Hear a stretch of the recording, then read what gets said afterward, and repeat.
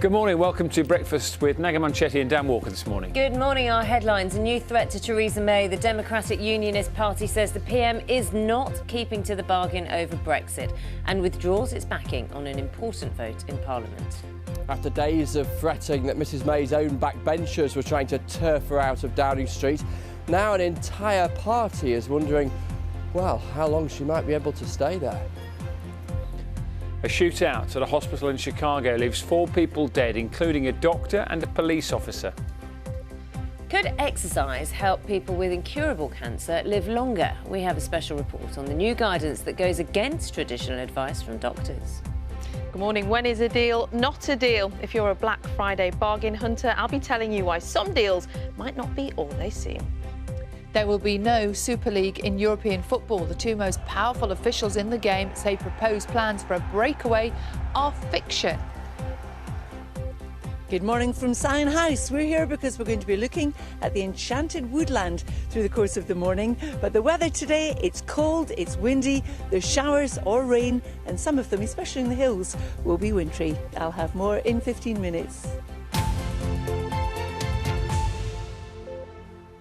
Good morning. It's Tuesday, the 20th of November. Our top story just after 6 o'clock this morning. Theresa May is facing renewed pressure over her Brexit plans after the Democratic Unionist Party failed to back the government on key votes.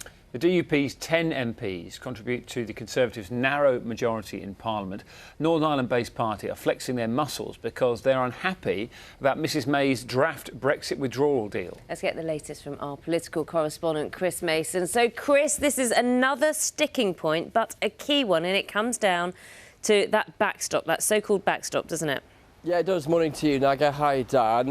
What we've got here is this banquet of uncertainty, haven't we, in politics at the moment? And this extra dollop being heaped onto Theresa May's plate last night by the Democratic Unionist Party, that party in Northern Ireland that wants to preserve the union between Northern Ireland and the rest of the UK, and so feels very, very keenly about this withdrawal agreement and their fear that it effectively packages up Northern Ireland separate from the rest of the UK, something that they really don't like. Now, right at the heart of this government is a confidence and supply arrangement, to use the technical language. In other words, the DUP have promised the Conservatives they will back them in key votes, and particularly votes on the budget. And it was one of those votes last night, albeit relatively minor ones, that they decided that they would flex their muscles and they wouldn't support the government. And they are absolutely clear as to why they have done that. They have done that to show the Conservatives that they mean business. What we did tonight was we abstained on a number of votes. We voted with the Labour Party in one vote. None of them have financial consequences, by the way, but all of them were designed to send a political message to the government. Look, we've got an agreement with you, but you've got to keep your side of the bargain, otherwise we don't feel obliged to keep ours. Now, they say that this is not the end of that confidence and supply arrangement. They are not ripping it up in front of Theresa May's eyes, but they're clearly saying, well, we could do, so you need to listen to us. Indeed. Well, Chris, we're going to be examining lots more throughout the morning. Thanks very much. We'll talk to you later. Just after 8 o'clock this morning, we're going to talk to the Minister for Justice, David Gauke, about what the latest developments mean for the Prime Minister's future. And we're talking to the DUP a little bit later on as well this morning. Now, 4 people have been killed and 2 others critically injured after a gunman opened fire outside a hospital in Chicago. In a separate shooting in Denver, 1 person has died and 4 have been wounded. Police are still looking for the gunman there. Our North America correspondent Peter Bowes has more. Another city, another shooting. This time at a hospital just south of downtown Chicago. The police say it started with a row in the car park between people who knew each other. The gunman first shot a woman with whom he was in a relationship and then headed inside the building, closely followed by several police officers. More shots were fired, apparently at random.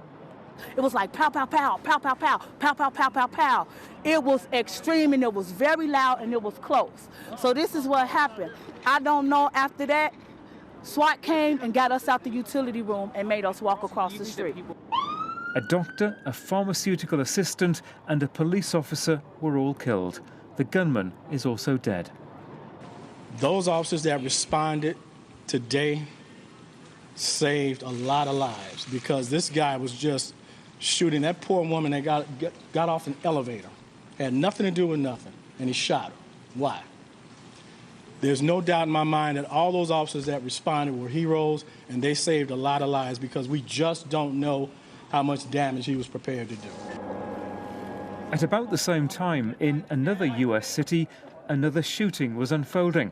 In downtown Denver, the police say the suspect is still at large. It leaves 2 more American cities in mourning today, the scourge of gun violence once again to blame. Peter Bowes, BBC News. The number of people known to have died in the California wildfires has now risen to 79. Heavy rain is expected, bringing much needed relief for firefighters who are trying to extinguish the deadliest wildfire in the state's history. There are also fears, though, that the downpour could cause mudslides and further hamper the search for nearly 700 people who are still unaccounted for. Fighting has broken out in the Yemeni city of Hodeidah, despite both Saudi-led military coalition and Houthi rebels agreeing to halt offensives there. Coalition warplanes resumed bombing following clashes between rebels and pro-government forces. The UN is attempting to revive talks to end a 3-year war that has caused a huge humanitarian crisis there. The use of former legal highs has fallen dramatically since they were banned in 2016. This according to a report by the Home Office. It also says the supply has gone underground and that fresh types of the drug are continuing to be produced. Before the ban, legal highs were sold openly in specialist stores known as head shops. 3 men have been arrested on suspicion of plotting a terror attack in Melbourne. The suspects had been attempting to get hold of a semi-automatic rifle to kill as many people as possible. This according to authorities in the Australian city. It comes weeks after a knife-wielding attacker killed 1 man and injured 2 others in Melbourne in what police said was a terror attack.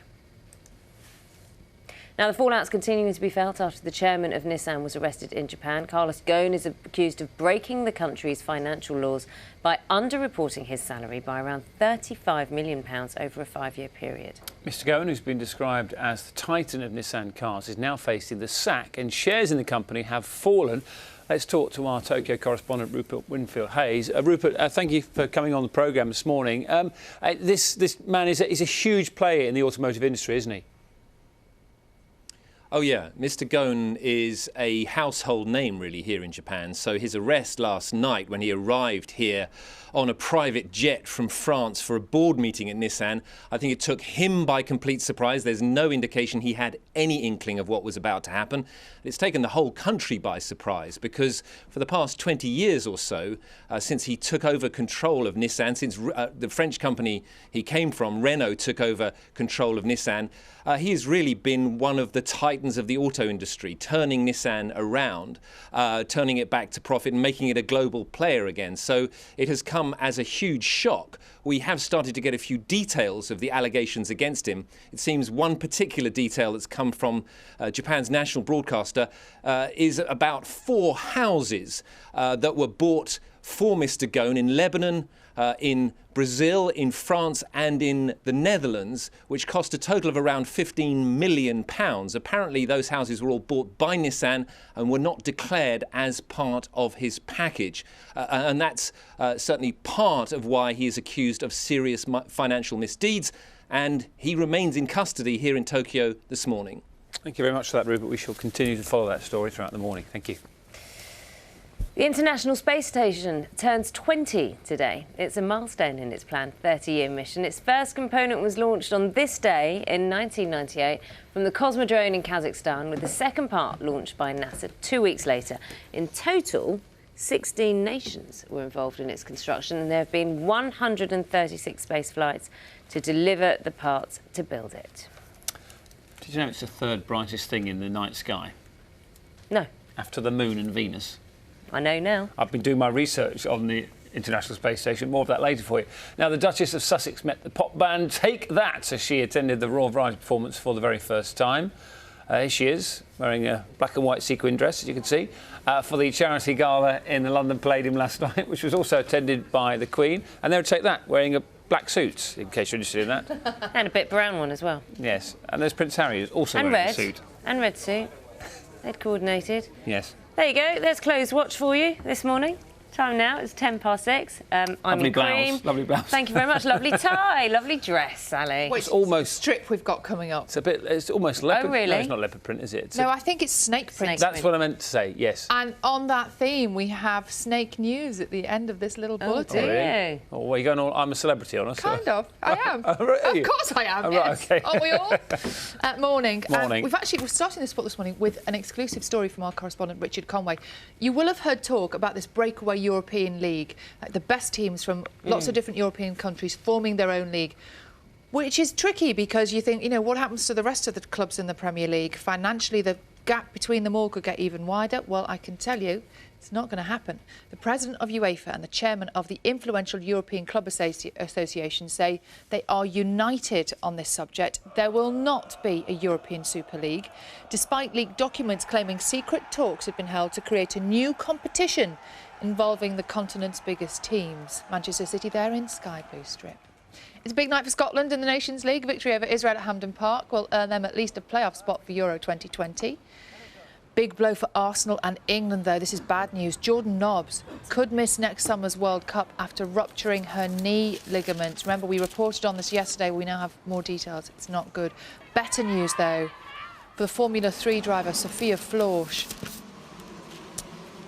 She is going to recover, according to her team principal. She fractured her spine in a crash at Sunday's Macau Grand Prix, and doctors used bone from her hip to repair one of the vertebrae. So that is good news. Snake news in the paper review. Snake news in the paper review? Yeah. Look forward to that. I'm not sure if we can segue between snake news and that.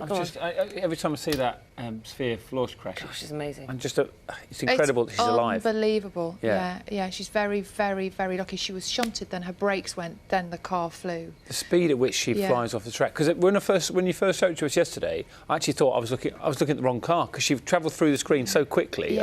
She literally flew through the shot, didn't she? That's the spectators. And also, I think there were 3 other people who were hurt in that crash, including a cameraman who'd been filming. So, she's incredibly lucky. Yeah. Thank you very much. That's South Lamont. 6:12 is the time. Carol is out at a rather lovely location for us this morning. It looks stunning there. Slightly spooky, actually, if I'm honest, Carol. Morning. Good morning, all, and I can tell you it's Baltic if you haven't yet stepped out. Now, this is Syon House, beautiful home, all lit up here.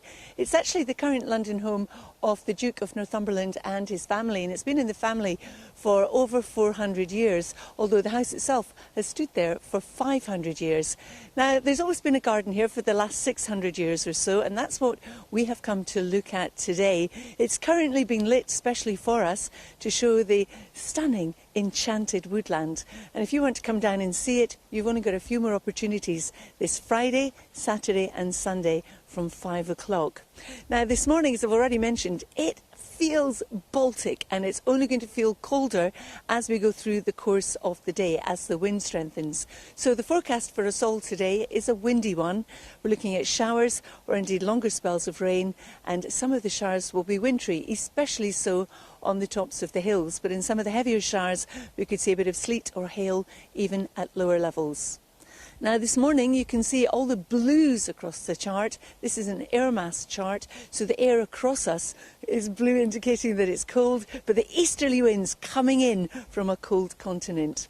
So a lot of showers first thing in the east and the south. They're being blown inland, and as the wind strengthens, will continue to push over towards the west. It's a gusty wind, especially along the east and the south coast, where we're gusting 40 or 50 miles an hour. Best of the sunshine, Northern Ireland and Western Scotland. Temperature-wise, that's what you'll see in your thermometer, but it will feel closer to freezing in that wind. So we're looking at temperatures widely from freezing to about 3 degrees. Then, as we head through the evening and overnight and the air continues to cool, there still will be a lot of showers around. It's still going to be windy for most, and those showers increasingly will be wintry on the hills of Wales, Northern England and also Scotland. But where the wind eases a touch in the south, could be cold enough for some frost, maybe some ice on untreated surfaces. Then as we head through tomorrow, well, it's still going to be a windy day, but a subtle change in the wind direction tomorrow for southeasterly. So you'll find a lot of the showers being blown north. We'll still have some across the south and west of England and Wales, but a lot across Northern Ireland and Scotland. And again, on the hills, there'll be wintry. At lower levels, in some of the heavier showers, we could see some sleet and snow. Then as we move from Wednesday into Thursday, we're sandwiched between high and low pressure. So we still have this southeasterly wind, which will drag in a lot of cloud overnight. So Thursday morning we'll start off with a lot of cloud, fewer showers, not as windy, brighter skies out towards the west for a time, but the cloud building as we go through the course of the day. And temperatures, well, at least they're no longer in low single figures, they're in high single figures, so not quite as cold. Dan and Naga. Thanks very much, Carol. You get yourself a hot cup of tea and some hand warmers in your pockets or inside your gloves. Just gripping that microphone Oh, for dear I'll life. tell you there. what, I do not envy you at all, Carol. You know I'd be whining like hell if I was out there. No, you? Never. Let's have a look at some of the front pages for you this morning. Good morning, Sally. Nina, hello. Morning. Thank you for coming in. The Telegraph, their lead story follows the ongoing political saga over Brexit, quoting Theresa May's critics admitting their attempts to unseat the PM have stalled. And we showed you a picture of the Duchess of Sussex. There she is outside the London Palladium. Oh, no, that's not her. We've moved on to the Times. This picture is the picture that is you're not seeing the here. Duchess of Sussex. No, it's the Spartan Queen leader being, shall we say, entwined with Zeus, described as a swan. Well, this is a fresco that's being discovered at Pompeii by archaeologists. So, rather gorgeous picture there. Lead story, Boots travel insurer facing investigations over the death. The company behind Boots Travel Insurance being investigated for medical negligence and fraud. Tory rebels attempts to force a no-confidence vote in Mrs May's risk causing appalling chaos in the UK. That's according to Foreign Secretary Jeremy Hunt, who's quoted on The Guardian's front page. And there's a picture there of the Tulip, which is a new building in London. They're asking, is the Tulip the new Gherkin? Got some pictures of that. I'll show you that later. The Daily Mail's reporting the chairman of the Police Federation, which represents rank and file officers, says a walk-on by culture is leaving officers vulnerable. Ken Marsh says officers might be forced to let violent criminals go unless they receive greater support from the public. Picture you seen, Holly Willoughby making The Jungle, the Mail says, the TV hit of the year. You've got a bit of jungle in your papers. I just want to show you this from the Telegraph. Brilliant Jim White. Obviously watched last night and watched Harry Redknapp, who's gone into the jungle, saying that Harry admitted he clearly had no idea of the show's sadistic undertow. He admitted to his campmates he supposed there was a catering truck round the back of the set supplying everyone with nice bacon sarnie once the cameras had stopped rolling. Well, actually, no, there isn't. Harry hasn't watched it before. But if you watched any of it last night, you know, you saw Harry Redknapp mucking in, literally. They're all been very nice to each other, aren't they? Yeah, he's got no sense of smell, so he's cleaning the responsible for toilets. cleaning the toilets out for everyone.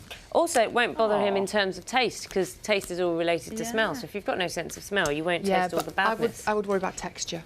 Yeah, no, I would too, but at least that's one thing less to worry about. Disappointing that they're all being so nice to each other, though. It's early days. Why you tune in? Wait till they're all hungry.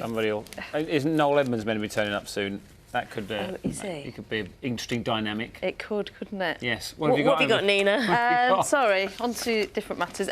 So I know that Rupert was just talking about it, but you can't really reiterate this enough. So this is the Nissan boss, Carlos Ghosn, who is due to be released from the company on Thursday because of misrepresenting what he's earned from the company. It's Japanese law that you go to the stock exchange and declare exactly how much you've earned, and we know that some of his assets weren't declared accurately. And he is huge. He's known globally as a rock star of the car dealing world. He saved Nissan, saved Renault, but it looks like he'll be out by Thursday.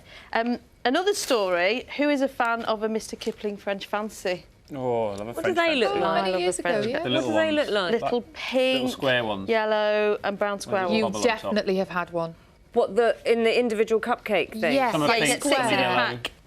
With the white icing on. There's a picture of it there. Yeah, 3 different colours. Anyway, that's a detail. Can someone bring a French fancy, please, for Naga?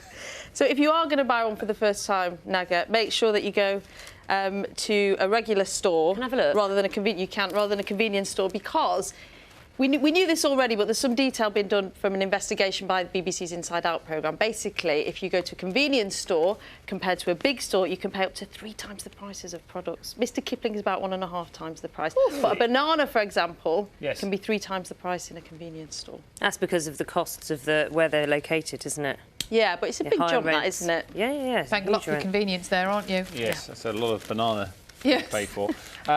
Have you now? We all work in the broadcasting industry. Was there a time where you put on a little show for your family or Yes. recorded a sort of fake radio show, whatever it might Oh, be. yeah. Yes, Yeah, right. yeah. Well, Last week. this fella, Deke Duncan, he used to broadcast from his garden shed to just his wife. So there was a wire going from the garden shed, and he broadcast a few hours every day. And Nice. he personal messages to his wife, play songs and all that sort of stuff. And Did she have to tune in? She had to tune in, but he said when she used to leave to go out or go to the shops or go to work, then he was broadcasting to himself. But sometimes members of his family would come round, and also it gets better because he used to be able to broadcast to 100 metres around the shed. So other members of the sort of neighbourhood, they get a little Bluetooth speakers and they listen as well. But now, this guy here he is. He loves his radio. He's been given a show on BBC Three Counties Radio. So he's going to do an hour. Isn't that lovely? Yeah. He's going to do an hour over Christmas sometime. They haven't said exactly when. There he is. He's doing really his PR happy. shots at BBC Three Counties. He's been on the radio for 40 years with virtually no listeners, and now he's going to get a show of his own. And his name is Deke Duncan. Deke Duncan, double D. There you go. There you go. Well He's done, already Deke. got a DJ name. That's great. What you got, Sally? Good luck. A story from the Times. We saw those pictures of Sophia Florsch, didn't we, the racing driver, yesterday and again today. Really interesting interview here with her dad, who's saying that he's not going to stop her racing. He's more than happy for her to race again. She will recover, and it's what she loves so much. She's only 17, and Alex, her father, who's been, giving interviews, says that he won't change her mind. She loves it so much, he's going to let her carry on. And she must have had an angel on her shoulder, is what he said. It's interesting, isn't it? Because we had Billy Munger on yesterday. Yeah. Wasn't and he amazing? Fabulous. But his dad really supported him after he was a double amputee after that accident, 18 months ago as well. Should we finish on something just absolutely lovely? Go on. Yes. The Twin Credibles. This pair of ladies, identical twins, Phyllis Jones and Irene Crump, born in 1916. They're never 102. Don't they look well? 102. Wow. Yeah. And they're still together. They're both looked after now by Phyllis's son. Carl, who's 60, says he's very proud of Mum and Auntie Reen. Phyllis does have dementia, but says neither has arthritis. Everything works perfectly. You spotted as well that they don't need to replace these two balloons. Just keep those for the next year, and then Just change just the buy a tune. new number at the end. Yeah. Change the tune. It looks like they've done that before, actually. They were originally last year. It's lovely. It's amazing. Yeah, so happy birthday to them, indeed. It's a whole lot of candles, isn't it? Lovely. Thank you very much. Time now, 22 minutes past 6. Good morning to you. People with incurable cancer are being told that even a small amount of exercise can help them live not just better, but possibly longer. Macmillan Cancer Care says that contrary to traditional doctors' advice, rest isn't always best. Jane McCubbin went to see Gemma Ellis, who's a mum with secondary cancer, who's gearing up to run the first 5K of her life. Gemma was diagnosed and treated for cancer in her early 30s. At that point, I believed that I was clear. But, there was always a but, there was a shadow on my spine. The cancer had spread. Aged 37, with 2 young girls, she was told it was treatable, but not curable. It was there, and I now knew I've got it, I've got to live with it. That was the moment Gemma knew she would make a change. And left leg. Are you out of your comfort zone right now? Very much so, thank you, yes. Yeah. Totally. But you look like a ninja. Yeah, that's me. So With stage 2 cancer and 2 new training buddies, she is gearing up for her first ever 5K park run in 12 weeks. And I just keep thinking, right, well, if that treatment lasts for that long, and then I've got another sort of line of treatment there, and then another one might come out, and I might be able to have that. Arms out. You never know. Circles. And that's where this comes in. Team Gemma. Team Gemma, well done. Good start today. How was it? Honestly. None of this journey is easy, but her training partners Tony and Helen know exactly what she is going through and how this could help.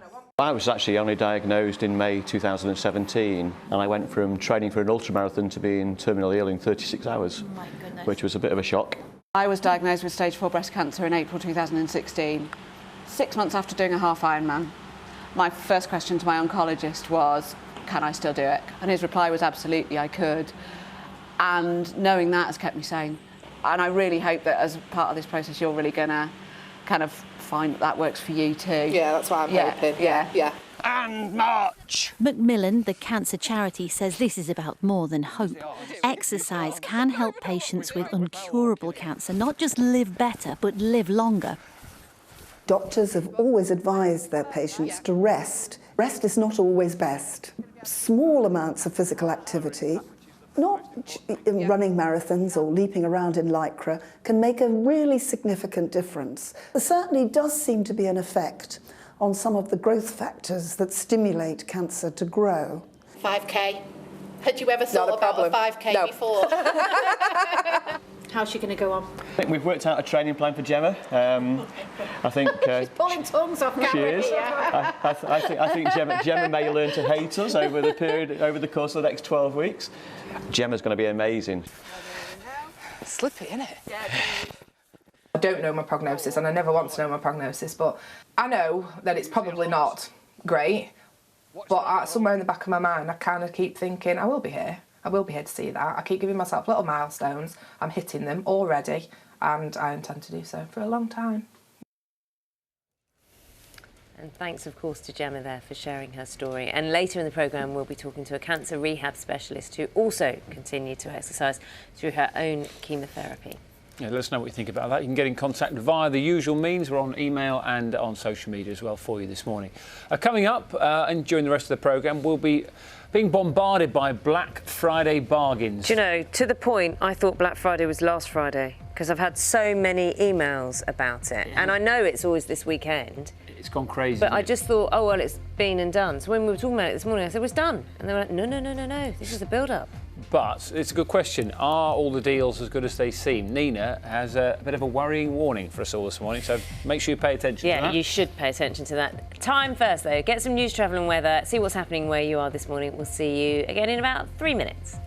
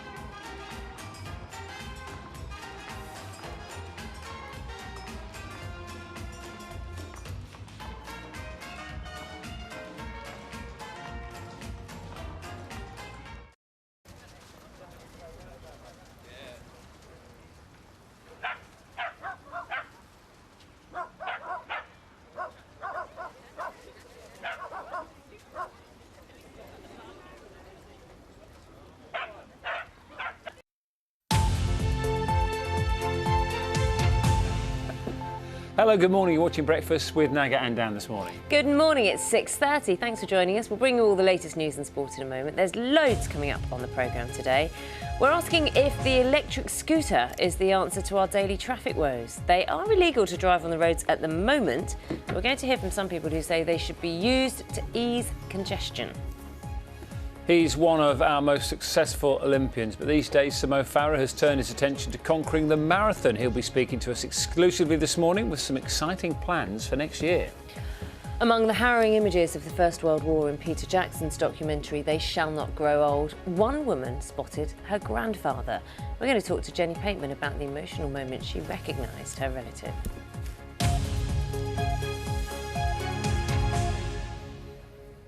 Good morning. Here's a summary of today's main stories from the BBC. And Theresa May is facing renewed pressure over her Brexit plans this morning after the Democratic Unionist Party failed to back the government on a series of important votes. The DUP's 10 MPs contribute to the Conservatives' narrow majority in Parliament.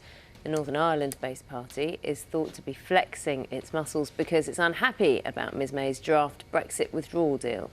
What we did tonight was we abstained in a number of votes. We voted with the Labour Party in one vote. None of them have financial consequences, by the way, but all of them were designed to send a political message to the government. Look, we've got an agreement with you, but you've got to keep your side of the bargain, otherwise we don't feel obliged to keep ours.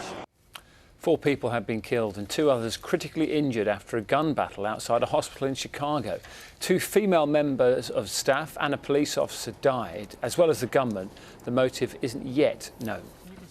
Those officers that responded today saved a lot of lives because this guy was just shooting that poor woman that got off an elevator.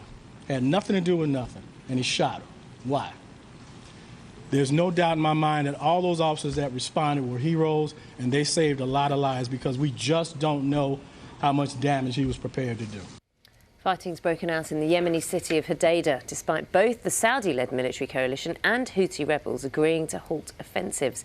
Coalition warplanes resumed bombing following clashes between rebels and pro-government forces. The UN is attempting to revive talks to end a 3-year war that's caused a massive humanitarian crisis. The use of former legal highs has fallen dramatically since they were banned in 2016, according to a report by the Home Office. It also says the supply has gone underground and that fresh types of the drug are continuing to be produced. Before the ban, legal highs were sold openly in specialist stores known as head shops. 3 men have been arrested on suspicion of plotting a terror attack in Melbourne. The suspects have been attempting to get hold of a semi-automatic rifle to kill as many people as possible. This according to authorities in the Australian city. It comes weeks after a knife-wielding attacker killed 1 man and injured 2 others in Melbourne in what police said was a terror attack. The chairman of the car giant Nissan is facing the sack after he was arrested in Japan. Cars Goen is accused of breaking the country's financial laws by underreporting his salary by around £35 million over a 5-year period. Shares in the company have fallen sharply. The International Space Station turns 20 years old today. It's a milestone in its planned 30-year mission. Its first component was launched on this day in 1998 from the Cosmodrome in Kazakhstan, with the second launched by NASA 2 weeks later. In total, 16 nations were involved in construction, and there have been 136 space flights to deliver the parts to build it. Have you got a fact about that, have you? Yeah, I was looking at the facts. Do you know, how big do you think it is? Oh, it's big. How big is it? Well, how would you compare it to a house? I don't know, is it 4 bedroom, semi-detached? No, 6-bedroom house. More living space than a 6-bedroom house. It's got a gym and the 360-degree window. It's only got 2 bathrooms, I was going to ask you about toilets, that's crucial. Yeah, 2 bathrooms, which is always a bit of a worry, and no chairs. Because you just float about, I suppose. Yeah, well, yeah, you'd still like to sit down occasionally, would you? Do you know how it smells? I don't know. Nicely? Do you know, what it reminds me of, Perfumed? you know, like when the plane lands and Yes. you open the doors and they say there's a smell, especially after a long-haul flight. Right. When you open the doors. Well, apparently, well, that's what you think of, wouldn't you? The International Space Station. I'm sure there's all sorts of air conditioning units and things like that. A metallic ionisation type smell. Well, there's only a few hundred people who would ever know that because there's not many people been there. Yeah, But there you go. exactly. There you I think go. we're all learning this morning, aren't we? Sally's thinking about that smell. What? Sorry, you've lost me. Metallic ionized smell? Yeah, that's not what my favourite apparently smell in the that's what world. the atmosphere aboard is described like. Oh, okay. Metallic. Yeah, you know a metallic-y. Yes. Makes your tongue go funny, doesn't it? Yeah, but I'm just trying to think what it's like when they open the doors on a long-haul flight. That's not what Well, you I'm wouldn't thinking. know, would you? Because You're on the inside. Yeah, it smells lovely in here. Yeah, In fact, it's a proper honk. You'd like to be an astronaut, I think. Well, You would, I can tell. this conversation is getting more and more bizarre as we continue. You've got a head for figures and really good astronaut eyesight. Thank you, Sally. I had an eye test. No, I know, it's nothing to be ashamed of. Yeah, just I was thinking that my eyesight would be dwindling, but actually it seems to be getting better with age. How bizarre. You're an His anomaly. eyes are so good, he could go into space.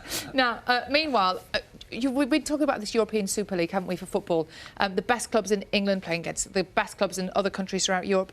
Real outcry about it because it could potentially widen the gulf between the top clubs here and the clubs lower down, even just in the Premier League in terms of financial matters. It's not going to happen, we can tell you that, because we have an exclusive from our correspondent Richard Conway. He's spoken to two of the most powerful people in European football, and they say there will not be a breakaway Super League. Leaked documents claimed secret talks had been held to create a new competition involving the continent's biggest teams. But the president of UEFA and the chairman of the influential European Club Association say they are fiction. We started to discuss the post-24th club competition in Europe. We just started. There are ideas, there are drafts, but it's absolutely too early to share it with public, because we have to speak to our stakeholders, we have to speak to national associations, to clubs, but we have some ideas. All I can say is that any Super League is out of the question. Participation stays, and everybody will have a possibility to compete in every European competition. So there you heard it. Now, Scotland will win a Euro 2020 playoff spot if they beat Israel in the Nations League at Hampden Park tonight. Sides are level on points at the top of their group, and although the Scots lost their away game in Israel last month, Alex McLeish thinks they have every chance tonight. The confidence is very high with the players. I can tell, I can feel it, I can see it in the eyes. We know that we have home advantage and a very good opportunity to do this, and these players can do this. England and Arsenal's Jordan Nobbs could miss the rest of the season and next summer's Women's World Cup. She ruptured a knee ligament in Sunday's league win at Everton after scoring one of their 4 goals. Nobbs has been a key part of the Arsenal side that have a 100% record this season, and she was England's Player of the Year in 2016. I'm going to bring you an update now on Sophia Florsch, Formula 3 driver, after her horrific crash at the weekend. Her team principal says there is no fear she'll be paralysed. Despite that, and fracturing her spine at the Macau Grand Prix, a 10-hour operation yesterday, doctors have used bone from her hip to repair one of her vertebrae, so that is outstanding news. Scrum half Danny Kerr has been dropped by England head coach Eddie Jones for the final test of the autumn series with Australia at Twickenham. That's this Saturday. He scored England's first try in their win over Japan at the weekend. Jones said he wasn't happy with some aspects of his game and he needed to go away and work on them. Alex Ozowski and Zach Mercer also miss out. It's really interesting, isn't it, when you hear Eddie Jones being so public, talking about his players so publicly.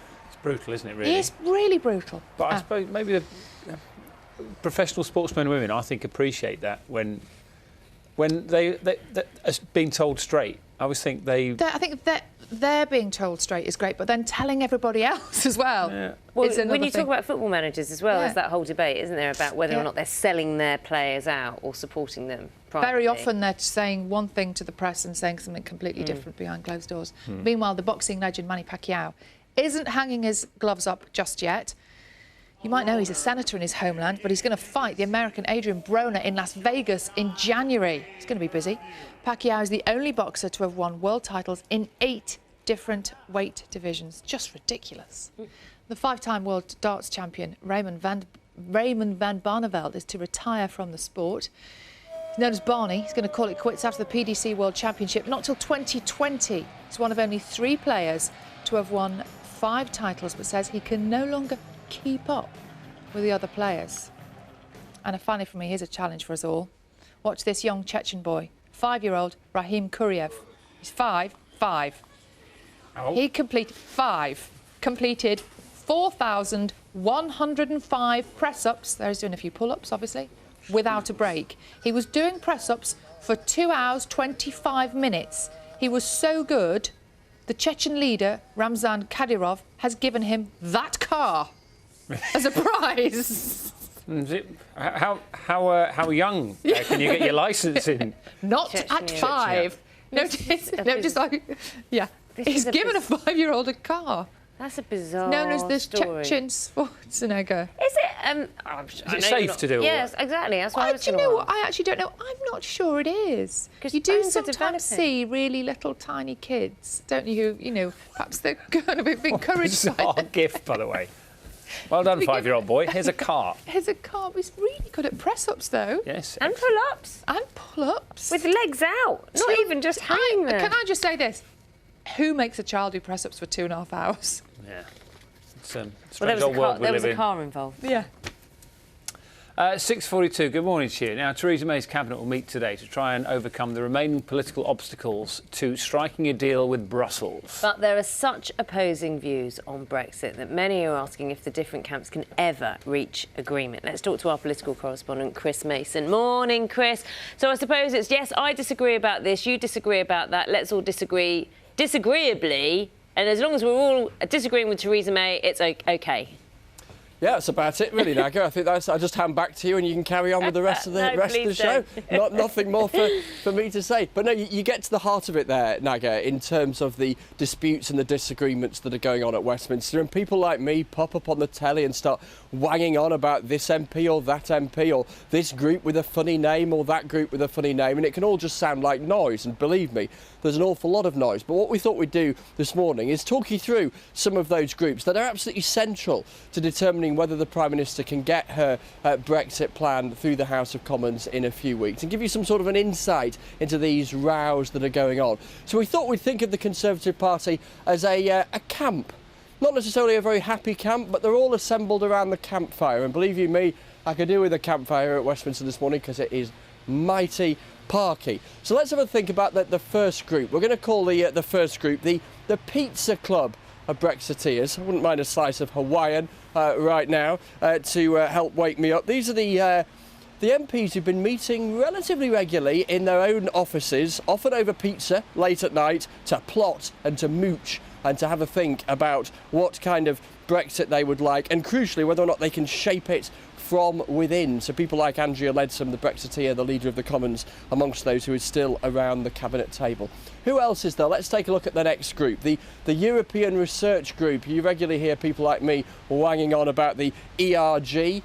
Jacob Rees-Mogg, the Conservative backbencher, becomes something of a political celebrity of recent months. This is the group of around about 70 Conservative MPs who lobby on all things Brexit. Many of them have been those who've been making a noise about trying to topple Theresa May, although not as many of them as they would like. Now, some of these groups, inevitably, as a bit like around a real campfire, tend to overlap a bit. There are those who are keen on a true or a clean Brexit, or a hard Brexit, as some would describe it. The likes of Boris Johnson, David Davis, Priti Patel, all former cabinet ministers, all long-standing Brexit campaigners. They want to see, as I say, a proper, as they would see it, break from the European Union, definitively getting out of the single market and the customs union, definitively being able to strike trade deals around the world as quickly as possible. The next group, a group we don't hear about so often, but are absolutely crucial too, the May loyalists. Yes, there are still people who are entirely loyal to Theresa May. One of the most prominent and vocal and enthusiastic, David Lidington, Cabinet Office Minister, effectively the Deputy Prime Minister.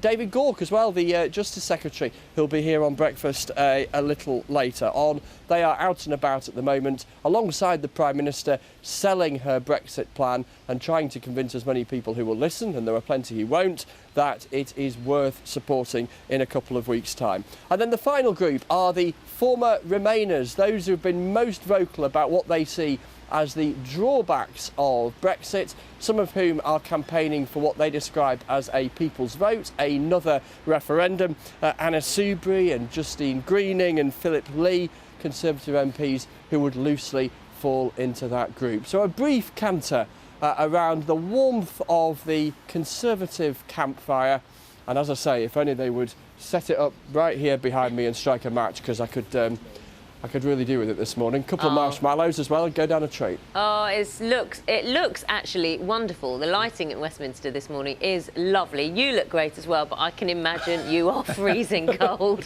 as well. Yeah, really cold. Why haven't you got gloves on? Carol's I got should gloves get gloves, on. shouldn't I? Yeah, You really I should have gloves. Lack of preparation, Mason. Lack of preparation. Hand Yourself out. Get some hand warmers in your pocket mentioned as well. Carol. I'm sure Carol would love a little campfire as well. Carol's out and about. She would have someone do a campfire for her. Yes. Someone will be doing it. I'm sure somebody will come down to Syon Park in West London for us this morning, where Carol is. Where are you, Carol? Good morning.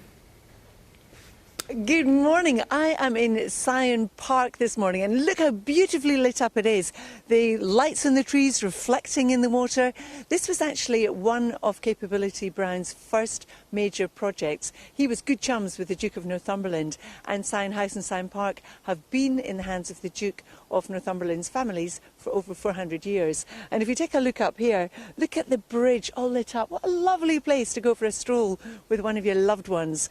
Now, if you want to come down, it's only open now Friday, Saturday and Sunday. So this coming weekend from 5 o'clock, last entry's 8, lights go out at 9, so you have to be quick. But this morning, it's Baltic, as we were hearing from Chris. If you're standing outside, if you're waiting for a bus this morning or a train, wrap up warmly. You will really notice it, and it's going to get colder through the day as the easterly wind continues to strengthen. So not only have we got a strong easterly wind today, we're also looking at showers. Some of those will be wintry, especially so on the hills, but in some of the heavier ones, we could see some sleet or hail at lower levels. The blues on the charts you can see now indicate how cold it is. That's our air mass chart, so the air across us is cold, coming straight over from the cold continent, an easterly wind. And it's very gusty across the east and the south coasts, gusting 40 or 50 miles an hour, blowing the showers we currently have in the east and the south further west through the course of the day. The brightest skies, Northern Ireland and Western Scotland. Temperatures on your thermometer are still below freezing, but they are at least in single figures, the high single figures. But when you add on the strength of the wind, it will feel closer to freezing or just above. So hence, you do need to wrap up warmly. Now, through this evening and overnight, it still is going to be windy for the majority of us. As temperatures fall, increasingly we'll see those wintry showers on the hills of Wales, the Pennines, also into Scotland. But further south, where the wind falls a bit lighter, we could well see some frost and also some icy patches on untreated surfaces. So following on from a cold night, tomorrow is another cold day. Still, we've got that wind coming across us, but a subtle change to more of a southeasterly, pushing the showers north.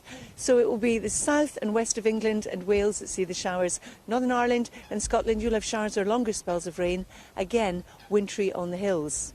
Now, Wednesday into Thursday, we're sandwiched in between low and high pressures. So the wind's still coming from the southeast, not quite as windy by the time we get to Thursday. But what's going to happen is a lot of cloud will be dragged in overnight. So it's going to be a fairly cloudy day on Thursday with fewer showers, a bright start in some western areas, but the cloud will build as we go through the course of the day. And temperatures not as low, and as it's not going to be as windy, it won't feel quite as cold. But it certainly won't feel mild either. Dan and Naga. Oh, Carol, I think you should find someone to build you a campfire. I think that would go perfectly, but obviously a safe one. Oh, that sounds like a good plan, Naga, because we're beginning, all of us here, to lose the feeling in our hands and feet. Oh, I'm giving you a rub down the line. Little hand rub. There you go. Feel that? Feel that? Warming up. Thank you. What you need. Yeah, it's lovely. Thank you. I'm remaining silent. When is a deal not a deal? When we talk about Brexit? No. No. Discounts in the shops. You thought Black Friday was last I thought Friday. it had been and gone. So much talk about it. It is, And in so fact, many emails. this Friday, Nina. This Friday, But we need yeah. to keep very careful eye on things, yes? We do need to be a bit careful. Just an explainer of what Black Friday is. It's where some people see it as the biggest Christmas shopping day of the year because prices are cut for that day. But, good morning, the consumer group Which has been doing some special research, number crunching around sales from last year. And things might not be all that they seem. So, the investigation looked at electrical products, including TVs, cameras and fitness trackers, nearly 100 items in all, which were on offer on Black Friday last year. Now, they looked at Currys, John Lewis, Argos and Amazon. So that's 4 major retailers, 3 on the high street and 1 online. And when they looked at those figures, they found that almost 9 out of 10 of the products were sold at the same price or cheaper at other times during the year when you compare those prices to Black Friday. Nina joins us now, Nina Batty from the Which Group. Great name, Nina. First of all, people think these are unbeatable prices on that day, don't they? I was speaking to a taxi driver the other day, said, I'm going to wait for Black Friday to buy my daughter's Christmas presents this year. So is this misleading? It feels it. Well, retailers aren't doing anything wrong, but as you noted, like the build-up to Black Friday is so long. You're getting those offers coming into your inboxes at the beginning of the month. So there is a sense of hype around what this weekend will give you, that you're going to bag the best bargain of the year on a lot of those items like gadgets or appliances and some big ticket items too. So what we wanted to do with our investigation was find out what's the true value of Black Friday and are people actually getting the best deal? And as you noted, like, you know, it's the vast majority of products are actually the same price or cheaper at another time of the year. So people are building up all this pressure for this weekend, but actually what we're saying is the pressure is off. Don't fall for the hype. And actually you can still get that bargain at another time of the year and feel confident about what you're buying. So the same price or cheaper, up 9 out of 10 products throughout the year. How is that not breaking rules then? Well, retailers are really transparent about the fact that, you know, they do offer sales across the year. We're expecting Boxing Day, New Year. Everyone knows what the big shopping sales are in the year. But what Black Friday is the hype that actually you're going to get that rock bottom price. Okay. And what we've seen is actually you'll get it at the same price or cheaper. So our advice to people is don't panic. Don't feel that you need to impulse buy. You can do your research. And if you've got something in mind, find out what your budget is and try to stick to it on the weekend. OK. And if you do your research and want to look at a product, you know, Which has expert reviews on thousands of products that you can actually make sure it's a product you want. There has been a bit of a backlash against Black Friday, hasn't there? Some clothing retailers in particular have decided not to go with it this year. Yes, and I think lots of retailers are deciding whether it's best for them. We looked at the gadgets and the appliances. So those major retailers that we looked at, it's where they're still using Black Friday. And actually, lots of people are thinking about it as they're heading into Christmas, as you noted, or thinking, well, I've got some cash to splurge before Christmas, so I'll think about what's out there for me. But what we're saying is don't worry, you've got other times in the year, so take your time. But some people, we don't want to rain on people's tinsel, do we, Nina? Some people will say, I love Black Friday, I go out with the family and we make an occasion of it. So people should still be allowed to enjoy it, shouldn't they? Oh, absolutely. It's a great time of year and people are really happy to go out, and if you're finding a bargain that works for you, then go for it. What we're saying is that you should be getting the best out of the sales and the sales not getting the better of you. Quite right. Thank you, Nina. So the advice is to enjoy Black Friday if you want to, but just be a little bit careful and read up on the prices. Good advice, Nina. Thanks very much. Don't you go raining on anyone's tinsel either. No way. Be careful over there. Time now, 6 minutes to 7. Good morning. Many of us will have enjoyed riding on a scooter when we were younger, but could the children's toy really be the answer to a grown-up problem of pollution and congestion? Electric scooters are currently illegal on public roads and pavements in the UK, but campaign groups hope this will change in the near future. Graham Satchell has been investigating.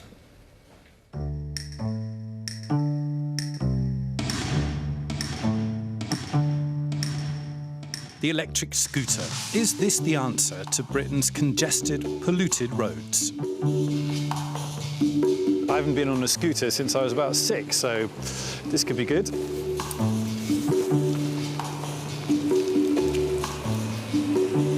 OK. That wasn't good. As I rather uncertainly unleashed my inner 6-year-old, the man behind this electric scooter was having some big thoughts. We've got to a breaking point in cities across the UK where congestion's at an all-time high, air quality is an all-time high. So we have to try and make a difference here and provide the public with an alternative. If this is the future of short hop journeys, there are a couple of problems. Scooters aren't legal either on the road or on the pavement in the UK, which is why this trial is happening on private land at the Olympic Park in London. The scooters in this trial are only available to hire. You unlock them with a smartphone and their speed is limited to 15 miles an hour. The government says it's looking at the legislation, but even if the law changes, there are other worries. Do I think they'd be safe on the road in amongst the traffic? Probably not, no really. Mixing something the size of a scooter with trucks or delivery vans, buses and all the other things that we need on our roads, to fit that in is going to be difficult to make that a safe environment. Electric scooters have boomed in popularity around the world, in America, France, Holland and other European countries where clear rules are in place to make them as safe as possible.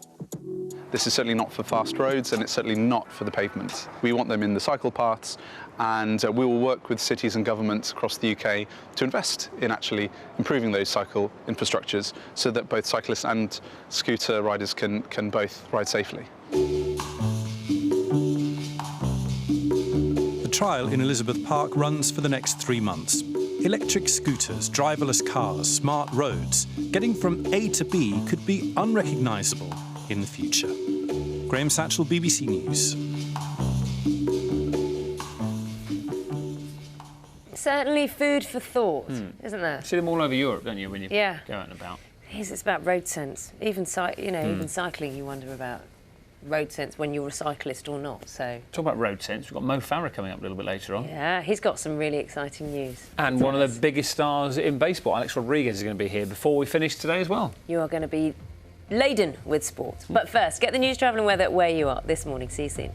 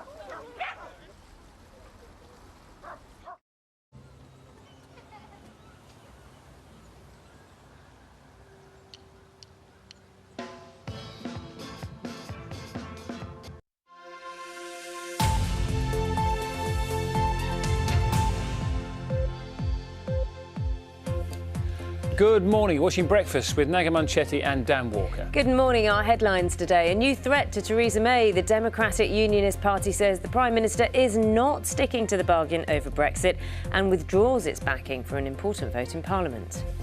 After days of fretting that Mrs May's own backbenchers were trying to turf her out of Downing Street, now a whole party that helped keep her there is turning up the heat. A gun battle at a hospital in Chicago leaves 4 people dead, including a doctor and a police officer. Could exercise help people with incurable cancer live longer? We have a special report on the new guidance that goes against traditional advice from doctors. Good morning. It's been a turbulent year for the airline industry, but the budget carrier EasyJet's about to release its latest figures. All the details shortly. Morning. There will be no Super League in European football. The 2 most powerful officials in the game say proposed plans for a breakaway are fiction. Good morning from the Enchanted Woodland in Syon Park in London. It's a beautiful sight here, but it's a cold start to the day for us all. It's going to be windy, a bitter easterly wind with showers or longer spells of rain. The best of the sunshine in Northern Ireland and Western Scotland. I'll have more in 15 minutes. Good morning. It's Tuesday, the 20th of November. Our top story at just after 7 o'clock is that Theresa May is facing renewed pressure over her Brexit plans. This after the Democratic Unionist Party failed to back the government. The DUP's 10 MPs contribute to the Conservatives' very narrow majority in Parliament. Northern Ireland-based party, though, are flexing their muscles because they're unhappy about Mrs May's draft Brexit withdrawal deal. Let's talk to our political correspondent, Chris Mason. Now, Chris, you've been trying to explain what is going on in terms of everyone else, but now this is another faction or another party that disagrees with Miss May. It's adding to the list, really. Yeah, it does add to this. It's another dollop of uncertainty, Naga, that's heaped onto this sort of banquet of the stuff that's going on at Westminster at the moment. Let's unpick it a little bit. So at the heart of this is the DUP, the Democratic Unionist Party. Clue in the title, they're all about preserving the union of Northern Ireland with the rest of the UK. And so they perceive any threat to that as something that is very, very important. And they think that this withdrawal agreement could threaten the integrity of the UK. They've been saying that for quite some time. Last night, actions met their words, so they withdrew their support from the Conservatives, some measures connected to the budget that were passing through the House of Commons, and they were absolutely explicit afterwards as to why they'd done it. What we did tonight was we abstained in a number of votes. We voted with the Labour Party in 1 vote. None of them have financial consequences, by the way, but all of them were designed to send a political message to the government. Look, we've got an agreement with you, but you've got to keep your side of the bargain, otherwise we don't feel obliged to keep ours. So, absolutely clear what they are doing there. Now, they say they are not ripping up this arrangement known as a confidence and supply arrangement that helps prop up the Conservatives in government. They're not shredding it entirely, but they're clearly saying, look, we have those votes and you need those votes, and look what we can do if we decide we're not going to vote with you. Can do a lot. OK, Chris, thanks very much. Well, meanwhile, in Brussels, the UK's future relations with the EU's remaining 27 members could be decided today. Our Europe reporter Adam Fleming was there yesterday, is there again today for us in Brussels. We're expecting Mrs May to be there later, are we, Adam? Is that confirmed yet? No, it's not, and that's why the word could that you just said is incredibly important. So what's happening at the moment is negotiations between the UK and the EU are continuing over this separate document which will go next to the divorce treaty, which is called the Political Declaration, which will spell out the broad shape of the future relationship in all sorts of areas, from the economy to energy to fighting terrorism, universities, you name it. There's going to be loads of stuff in there, and it's a process of turning it from a 6.5-page outline, which we saw last week, into a more detailed document, which could be about 20 pages long. The negotiators were not working last night. They're going to reconvene this morning, take stock and carry on. And where it's got a little bit complicated is lots of the other member states are starting to say things like, oh, shouldn't we put a bit more stuff in here about access to British fishing waters for European trawlers? Hang on, shouldn't we try and write in some more guarantees to ensure fair competition between the EU and the UK in the decades to come? And also, the Spanish government is kicking a big fuss about Gibraltar and whether the future relationship, or the extent to which the future relationship, once it's negotiated, will actually apply to Gibraltar. Now, we're waiting for Theresa May to come and seal the deal, because she told us at the weekend that she would. Will it be today? Will it be tomorrow, or later in the week? And the fact is, we've got now we've got the agenda for the summit on Sunday, where the whole thing will be signed off. EU leaders will meet for an hour, then they'll see Mrs May for an hour, and it'll all be over by lunchtime. Right, much to look forward to, Adam. Thank you very much for that. We're going to be continuing the sort of discussion around this throughout the show for you. Just after 8 o'clock this morning, we'll be speaking to the Minister for Justice, David Gauke. And also, in about 10 minutes' time, we'll be speaking to Sammy Wilson from the DUP as well. Chris Mason was telling us all about how they're sort of positioning themselves this morning and last night. So much to discuss this morning. Lots indeed. It is 6 minutes past 7. Good morning. Other news to bring you is that 4 people have been killed and 2 others critically injured after a gun battle outside a hospital in Chicago. 2 members of staff, a police officer and the gunman all died. Our North America correspondent Peter Bowes can bring us this report. Another city, another shooting, this time at a hospital just south of downtown Chicago. The police say it started with a row in the car park between people who knew each other. The gunman first shot a woman with whom he was in a relationship and then headed inside the building, closely followed by several police officers. More shots were fired, apparently at random. It was like pow, pow, pow, pow, pow, pow, pow, pow, pow, pow, pow. It was extreme and it was very loud and it was close. So this is what happened. I don't know, after that, SWAT came and got us out the utility room and made us walk across the street. A doctor, a pharmaceutical assistant and a police officer were all killed. The gunman is also dead. Those officers that responded today saved a lot of lives, because this guy was just shooting that poor woman that got off an elevator. Had nothing to do with nothing, and he shot her. Why? There's no doubt in my mind that all those officers that responded were heroes, and they saved a lot of lives, because we just don't know how much damage he was prepared to do.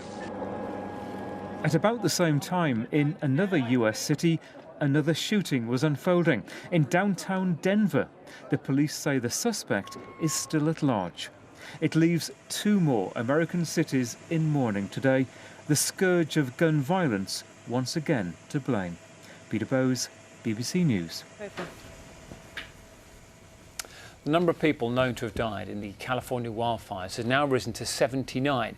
Heavy rain is expected, which is bringing some much-needed relief to firefighters there trying to extinguish the deadliest wildfire in the state's history. But there are also fears that that may cause a major downpour that then would maybe bring about mudslides in the area and further hamper the search for nearly 700 people who are still unaccounted for at the moment. Fighting has broken out in the Yemeni city of Hodeidah, despite both the Saudi-led military coalition and Houthi rebels agreeing to halt offensives. Coalition warplanes resumed bombing following clashes between rebels and pro-government forces. The UN is attempting to revive talks to end a 3-year war that's caused a massive humanitarian crisis. The use of former legal highs has fallen dramatically since they were banned in 2016, according to a report by the Home Office. They also say the supply has gone underground and that fresh types of the drug are continuing to be produced. Before the ban, legal highs were sold openly in specialist stores known as head shops. 3 men have been arrested on suspicion of plotting a terror attack in Melbourne. The suspects had been attempting to get hold of a semi-automatic rifle to kill as many people as possible, according to authorities in the Australian city. It comes weeks after a knife-wielding attacker killed 1 man and injured 2 others in Melbourne in what police said was a terror attack. The fallout is continuing to be felt after the chairman of Nissan was arrested in Japan. Carlos Ghosn is accused of breaking the country's financial laws by underreporting his salary by somewhere in the region of £35 million over a 5-year period. Mr Ghosn, who's been described as a titan of Nissan cars, is now facing the sack. Shares in the company have fallen. Our Tokyo correspondent Rupert Wingfield-Hayes has been following this. Rupert, it cannot be underestimated just how significant a character Carlos Ghosn is when it comes to the car industry. Morning. Yeah, absolutely, Naga. This is a huge story here in Japan. Took everybody by shock last night, including obviously Mr. Ghosn himself. I think it's pretty clear he didn't have any inkling of what was about to happen to him when he flew into Tokyo yesterday afternoon on a private jet for a board meeting, and he was met at the police at the airport on his plane by police who took him in for questioning and then arrested him. It has sent shockwaves through Japan, where Mr. Ghosn is really a household name. He's the most famous foreign executive in Japan and has been for more than 15 years, turning around Nissan Corporation that was close to bankruptcy when he took over in 2001. And it's also sent shockwaves across the auto industry around the world because, of course, he is Chief Executive Officer of Renault in France, and he is Chairman of Mitsubishi Motors here in Japan. And so Mitsubishi and Renault shares have also been falling, and their board of directors now scrambling to hold meetings to decide what to do next. Mr. Ghosn himself remains, as we speak, in police custody, and it's not clear what is going to happen to him, whether he is going to be charged and how long they might hold him. It's remarkable, isn't it? It's a remarkable story. Rupert, thanks so much. Rupert Wingfield-Hayes there for us. 12 minutes past 7, let's bring some other news this morning, because London had the gherkin, the cheese grater. I'm feeling hungry. And the walkie-talkie. Now, if plans are to be approved, there's a new one called the Tulip, which will join the skyline. We promised you some pictures. This is what it might look like. Oh, because it looks like a tulip. Yes, that's what I think. At 1,000 feet, it would be the tallest skyscraper in the capital and will feature internal slides and moving transparent pods running outside the building. If planning permission for this unusually shaped building is given the go-ahead, then construction will begin in 2020 and will take about 5 years to build. Do you know, so those pods, how would you feel about travelling those pods outside that building at that height? I think I'd be all right. I think a lot of people would have an issue. It is a good-looking building, that, though, isn't it? Beautiful. Looks a bit like a tulip. It's very space-like. Yes, yeah, it does look rather futuristic, doesn't it? I think we shall see whether that gets permission. Time now is 13 minutes past 7. Carol will have the weather for us. It's very cold. Baltic, I think, is the word she's been using. And, of course, Sally will have the sport for us as well. Now, serial sex offender John Worboys must stay in prison for at least another 2 years after a public outcry saw the High Court overturn an earlier decision to free him. The 61-year-old was jailed in 2009 for assaults on 12 women in London. He would have been released if it hadn't been for 2 of his victims who crowd-funded a legal challenge. We're joined now by Kim Harrison, who represented 11 of his victims in court. Good morning to you. Kim. One can only imagine the relief of the victims knowing that this latest parole board hearing. I can't imagine the anger that's felt at the moment that 2 had to actually resort to crowdfunding in order to get this heard. What are they saying to you? It's a very bittersweet sort of feeling, really. So initial reactions from people, clients speaking to yesterday, is immense relief and feeling very, very relieved because they were really quite scared of what might happen had he been out. And let's remember, had those 2 women not taken that challenge to the High Court early this year, Worboys would be out now. Yes, he'd be out on licence, but he would be out, he would be free. And I think people feel still quite astonished that a parole board could reach 2 completely separate decisions and complete opposite decisions within the space of 12 months. Did the first sort of parole board hearing, did they not take into account some forms of evidence? What was it that happened? There was a mixture of things, and of course, until the law was changed after the challenge that the women brought, we weren't allowed to have the reasons for the parole board's decision-making on any case. That was the law. But the judicial review and the judgment gave us some insight into what the parole board had been thinking, and it looks as if documentation wasn't provided to them that should have been provided to them. The judges in the High Court ruling back in the spring said that they'd taken too much account of what Worboys was saying and were manipulated by him, which is exactly what we were saying at the time.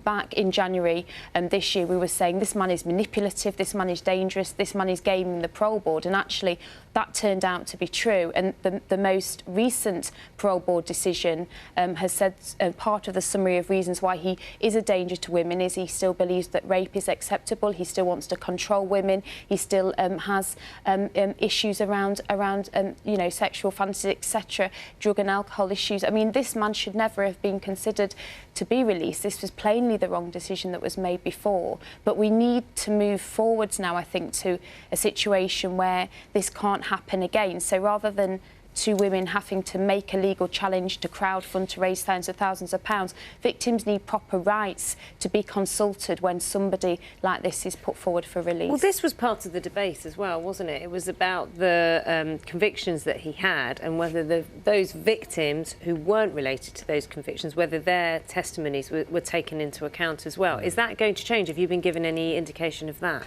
We've not been given any indication of that, and the sort of reforms and the reviews are still underway in terms of the parole board, but we think that needs to gain some speed. You know, the government needs to take this seriously.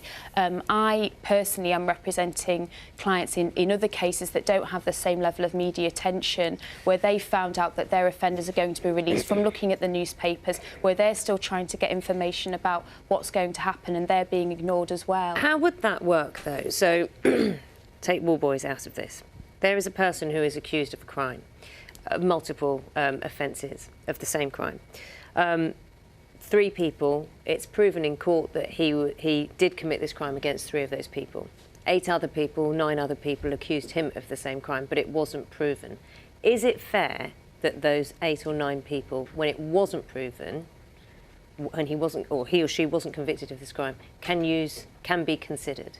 Because that's what this comes down to, isn't it? I think each case needs to be taken on its own facts, and the weight of the totality of the evidence needs to be considered. But it will set a precedent, won't it? It won't just be sexual offences that this would be considered for. I suppose it depends on how the legislation will be drafted or how the rules will be drafted, whether or not it was chosen that this would only relate to very violent or sexual offences or specific offences. So there would be different ways of consulting. But I think that the main thing is at the moment that this isn't working for victims. It can't be right that somebody who the police were convinced had committed over 100 offences against women, that the vast majority of those offences weren't taken into consideration. That feels plainly wrong to most people, and weight can be given to certain evidence. So evidence where there's an actual conviction can be given one level of weight, evidence where it's an allegation can be given another level of weight. There are ways of making this a much more rounded and subtle process which allows for real consultation with victims, not for victims to have the final say, but for them to have a say, because at the moment they have no say. We'll put some of those questions you've raised there to David Gauke, Justice Minister, a little bit later on in the programme. Kim Harrison, thank you very much for coming in this morning. Thank you. 18 minutes past 7 now. Team Kirkwood are out in full force today. Carol is on location, very chilly this morning at Syon Park in West London. Carol, there's quite a few people saying we shouldn't send you out in the cold, that you should have either a day in a nice warm studio or a day off. So your choice, really. Well, she had the day in the studio yesterday. She's got a day off on Friday. She's fine. Thanks, Naga. Sympathetic as usual, you little rascal. Good morning, everybody. Dan is quite right. It's Baltic this morning if you haven't stepped outside. If you are going to be waiting for a train or a bus, make sure you wrap up warmly, or anything else for that matter. We've got a keen easterly wind. But I am in Syon Park this morning in London. Beautiful enchanted wood here. You can see the trees lit up behind me. We're only seeing a very small part of it. And of course, as light continues to dawn, what you'll find is that we're going to lose many of these beautiful lights. So we'll show you other things instead as we get to the end of the programme. But if you are stepping out, as I mentioned, it's cold. The forecast today is a windy one. It's a bitter easterly wind. There are showers, some of which will be wintry, even at lower levels. We could see some sleet or some hail in the heavier showers, but most of the snow will be on the hills. Now I'm going to show you an air mass chart. So you've got all the blues across the UK. We've got cold air right across us, and it's been pulled in on this strengthening easterly wind coming off a cold continent. So this morning there are showers in the east and the south, gusty winds along the east and south coasts, gusting 40 or 50 miles an hour, blowing those showers through the day across most of the country. The driest, brightest conditions will be in Western Scotland and Northern Ireland. Now, temperatures in your thermometer will read between 5 and 9, but when you add on the strength of the wind, it will feel more like freezing to +3. So that will be the effect of the wind chill. Then as we head on through the evening and overnight, it still is going to be windy, still a lot of showers, and as temperatures drop overnight, increasingly there'll be wintry on the hills of North Wales, Northern England and Scotland. But where the wind drops a touch across southern counties, here we could see a touch of ground frost, and also potentially we could see some ice on untreated surfaces, maybe some patchy fog as well. Now, as we head on into tomorrow morning, it's going to be another cold start to the day. Subtle change in the wind direction tomorrow for southeasterly means for much of England and Wales it will dry up and brighten up with showers across the south and the west. Whereas for Northern Ireland and Scotland, it's going to be wet for you with showers or longer spells of rain, again snow in the hills, wintry at times in the heavier showers at lower levels. We're squeezed in between high and low pressure Wednesday into Thursday, so we still are pulling in this southeasterly wind. So on Thursday itself, a lot of cloud around. Fewer showers, although there will be some. After a bright start in the west, you'll find that the cloud will start to build. We could see some drizzle here, but it's not going to feel as cold because the wind won't be as strong either.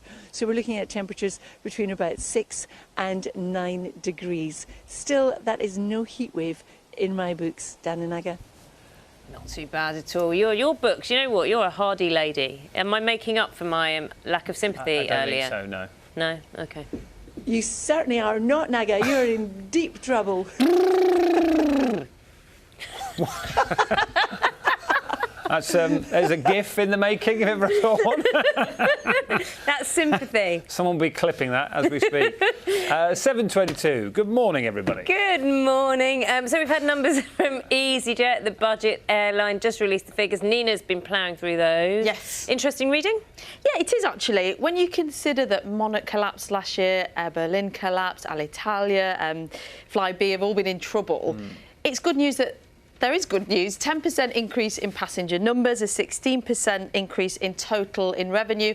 They say it's because they've managed to keep costs low despite an increase, keep the costs low for passengers despite an increase in cost for them. And also they've opened up a new site in Berlin and they've managed to bag 7 top spots in international airports. So because they're in a better position to fly from and to, they're more appealing to consumers.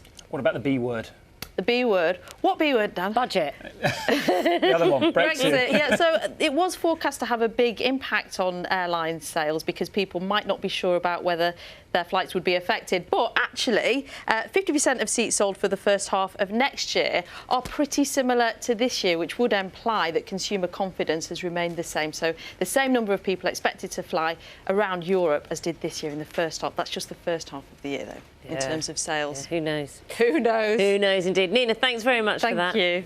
I'm going to talk about something now. I suppose 2 things you might not put together, cancer and exercise, because people with incurable cancer are being told that even a small amount of exercise can help them live not just better, but possibly longer. It's a tricky thing to say to someone if you're imagining how difficult the road to recovery can be. And most people know someone who's either going through it or has been through it. Absolutely. Well, Macmillan Cancer Care says, contrary to traditional doctors' advice, rest is not always best. So Jane McCubbin went to meet Gemma Ellis, who is a mum with secondary cancer, and Gemma is gearing up to run the first 5K of her life. Gemma was diagnosed and treated for cancer in her early 30s. At that point, I believed that I was clear. But, there was always a but, there was a shadow on my spine. The cancer had spread. With 2 young girls, she was told it was treatable, but not curable. It was there, and I now knew I've got it, I've got to live with it. That was the moment Gemma knew she would make a change. And left leg. Are you out of your comfort zone right now? Very much so, thank you, yes. Yeah. Totally. But you look like a ninja. Yeah, that's me. So with 2 new training buddies, she is gearing up for her first ever 5K park run in 12 weeks. And I just keep thinking, right, well, you know, if that treatment lasts for that long and then I've got another sort of line of treatment there and then another one might come out and I might be able to have that. Arms out. You know, you never know. Circles. And that's where this comes in. Team Gemma. Team Gemma, well done. Good start today. How was it? Honestly. None of this journey is easy, but her training partners Tony and Helen know exactly what she is going through and how this could help. I was actually only diagnosed in May 2017 and I went from training for an ultramarathon to being terminally ill in 36 hours, which was a bit of a shock. I was diagnosed with stage 4 breast cancer in April 2016, 6 months after doing a half Ironman. My first question to my oncologist was, can I still do it? And his reply was absolutely, I could. And knowing that has kept me sane. And I really hope that as part of this process, you're really going to kind of find that works for you too. Yeah, that's what I'm hoping. Yeah. And March. Macmillan, the cancer charity, says this is about more than hope. Exercise can help patients with incurable cancer not just live better, but live longer. Doctors have always advised their patients to rest. Rest is not always best. Small amounts of physical activity, not running marathons or leaping around in Lycra, can make a really significant difference. There certainly does seem to be an effect on some of the growth factors that stimulate cancer to grow. 5K. Had you ever thought about a 5K before? How's she going to go on? I think we've worked out a training plan for Gemma. I think she's pulling tongues off camera. She is. Here. I think Gemma may learn to hate us over the course of the next 12 weeks. Gemma's going to be amazing. Slippy, isn't it? I don't know my prognosis, and I never want to know my prognosis, but I know that it's probably not great. But somewhere in the back of my mind, I kind of keep thinking, I will be here. I will be here to see that. I keep giving myself little milestones. I'm hitting them already, and I intend to do so for a long time. Just shows it can work, can't it? Depending on how well you're doing. Thanks very much to Gemma for sharing her story there. And later in the programme, we are going to be talking to a cancer rehab specialist who also continues to exercise through her own chemotherapy. It'd be really interesting to hear your thoughts on that, actually, and how you think loved ones or you yourself could cope. Yeah, because also there's probably some people watching this morning thinking, you know, I'm really struggling and exercise is the last thing I can think of. So, you know, feel free to send us in your comments from all sides of that debate this morning. Let's get the news, travel and weather where you are this morning. We'll see you shortly.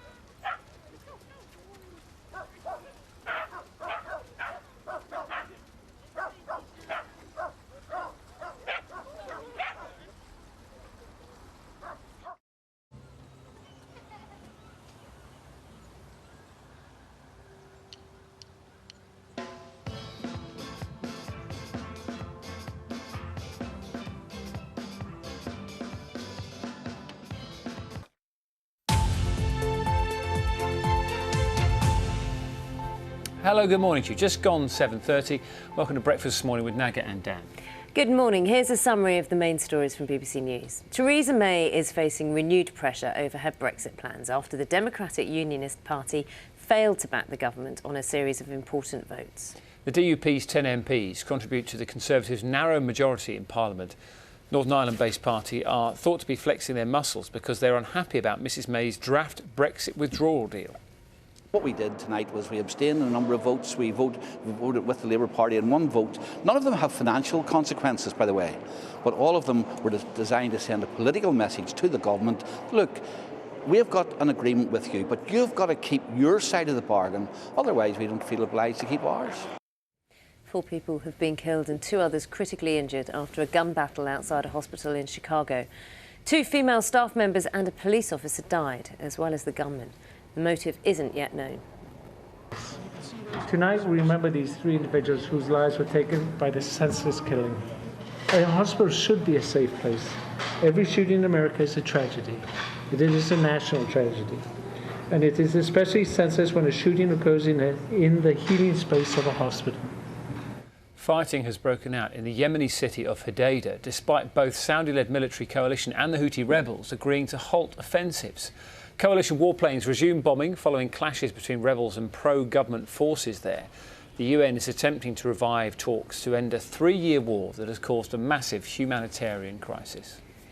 The use of former legal highs has fallen dramatically since they were banned in 2016, according to a report by the Home Office. It also says the supply has gone underground and that fresh types of the drug are continuing to be produced.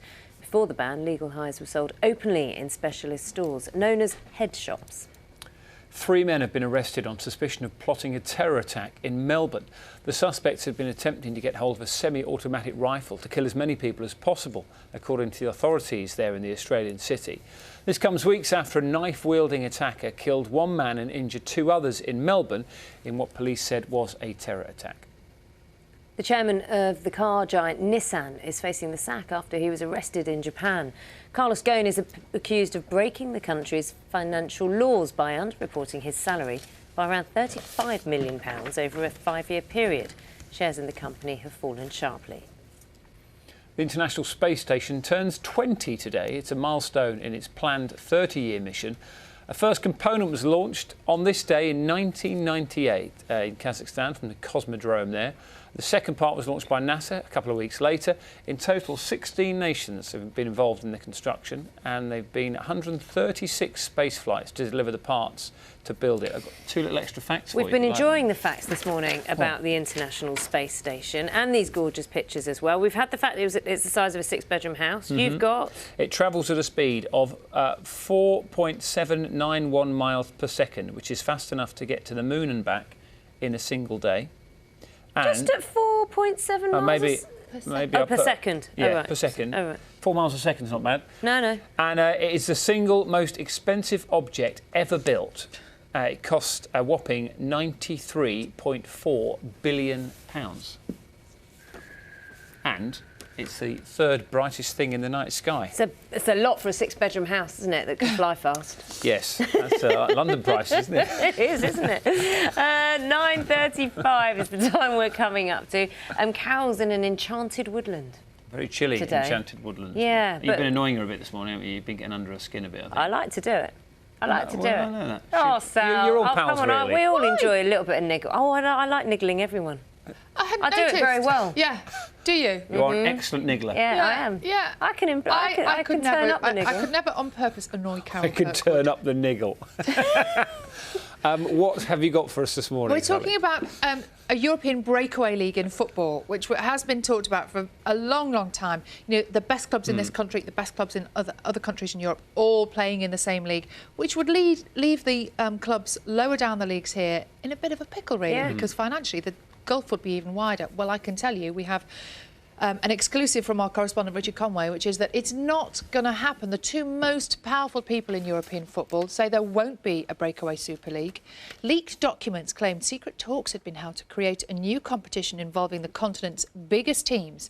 But the president of UEFA and the chairman of the influential European Club Association say that's just fiction. We started to discuss the post-24 club competition in Europe. We just started. There are ideas, there are drafts, but it's absolutely too early to share it with public, because we have to speak to our stakeholders, we have to speak to national associations, to clubs, but we have some ideas. All I can say is that any Super League is out of the question.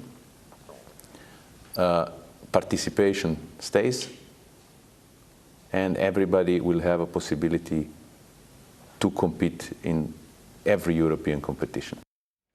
Scotland will win a Euro 2020 playoff spot if they beat Israel in the Nations League at Hampden Park tonight. The sides are level on points at the top of their group, and although the Scots lost their away game in Israel last month, Alex McLeish thinks they've got every chance.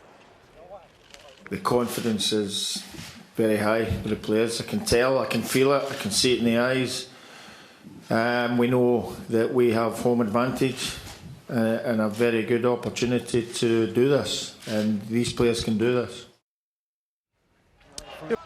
England and Arsenal's Jordan Nobbs could miss the rest of the season and next summer's World Cup too. She has ruptured a knee ligament in Sunday's league win at Everton after scoring one of their 4 goals. Nobbs has been a key part of the Arsenal side that have a 100% record this season. She was England's Player of the Year in 2016. Scrum half Danny Care has been dropped by England head coach Eddie Jones for the final test of the autumn series with Australia at Twickenham on Saturday. And listen to what he said.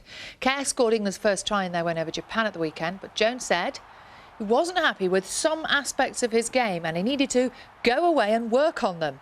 Alex Ozovsky and Zach Mercer also miss out. Boxing legend Manny Pacquiao isn't hanging up his gloves just yet. You might know he is a senator in his homeland of the Philippines. But he's not too busy to fight the American Adrian Broner in Las Vegas in January. Pacquiao is the only boxer to have won world titles in 8 different weight divisions. The 5-time world darts champion Raymond van Barneveld is to retire from the sport. The Dutchman, who's known as Barney, will call it quits after the PDC World Championship, but not till 2020. He's one of only 3 players to have won 5 titles, but he says he can't keep up with the other players. I can't quite believe I'm going to show you this. Special treat for a Chechen boy. Watch this. He's 5. Rahim Kuriev. That's him doing proper, full-on press-ups. Good Rahim technique. Kuriev. Amazing technique. In the Look at world's his biggest hips. living room. And a marble floor. It's going to hurt your knees. Yeah, but how many did he do? 4,105, thank you for asking. Whoa. He's also doing pull-ups. 2 hours, 25 minutes worth of exercise. He's a little beast, isn't he? That's what he got from the Chechen leader, Ramzan Kadyrov, who he kind of dedicated... Yeah, you can't open the door. Look. He needs to do some more press-ups. Hand strength is poor. Arm strength is good. He dedicated the whole thing to the Chechen leader. They've called him the Chechen Schwarzenegger, and that's his own sports car. He needs to say, I'll be back in about 12 years when I've got a licence. Yeah. Someone get him a cushion. Cute little kid, but It's a slightly pointless gift, but Yeah, nonetheless. I know. nice. Maybe it's for his parent. Did you look up about whether or not it is good or bad for No, little I've been kids? Because doing it's other sports research but during it's the a last thing. time. But I'm worried about it. I'm worried about him. I think. Well, I know kids shouldn't lift weights. Yeah. Yeah, up until a certain body age, weight kids might shouldn't. be. Yeah, shouldn't So lift weights. 4,000 press-ups in one whack is quite a lot It's for a little 2.5 hours of weight-bearing exercise is a lot for anyone. I wonder how many press-ups our next guest can do.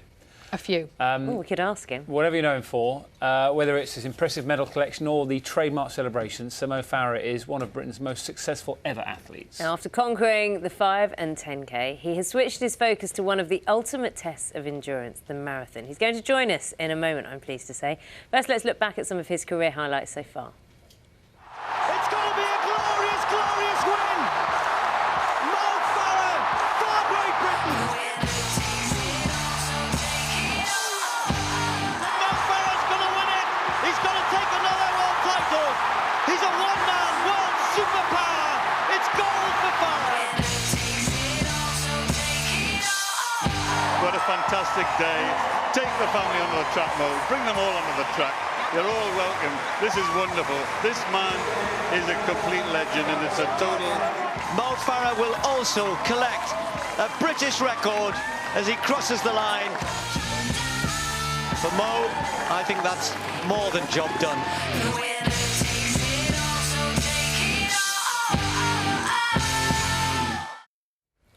That's the big question. Mo Farah joins us now. Sir Mo Farah joins us now from the Mall, which is, of course, the finishing line for the London Marathon. Good morning to you, Sir Mo. How are you? Good morning. How are you doing? Very, very well, thanks. It's a pleasure to have you with us on Breakfast on a chilly morning, I must say. But interesting you're at the Mall because I think you have something rather special, an exclusive announcement for us this morning. Yeah, it's a special day today for me. I'm very excited. As you know, I was here last year taking part in the London Marathon, and it's a big announcement today that I will be taking part again in 2018. So I'm really excited. Hopefully the weather's going to be much better in London than here this morning. As you know, a bit dampy and rainy and cold. I'll tell you what, you're giving Carol Kirkwood a run for her money. I'll let her know that in a moment. I'll tell you, last year's London Marathon, what contrast it is, though, from where you are from the last London Marathon, because it was so hot, wasn't it? And that had a real impact on some of the times as well. Yeah, last year's one of the hottest marathons in the world, so we never had that as hot as what it was last year.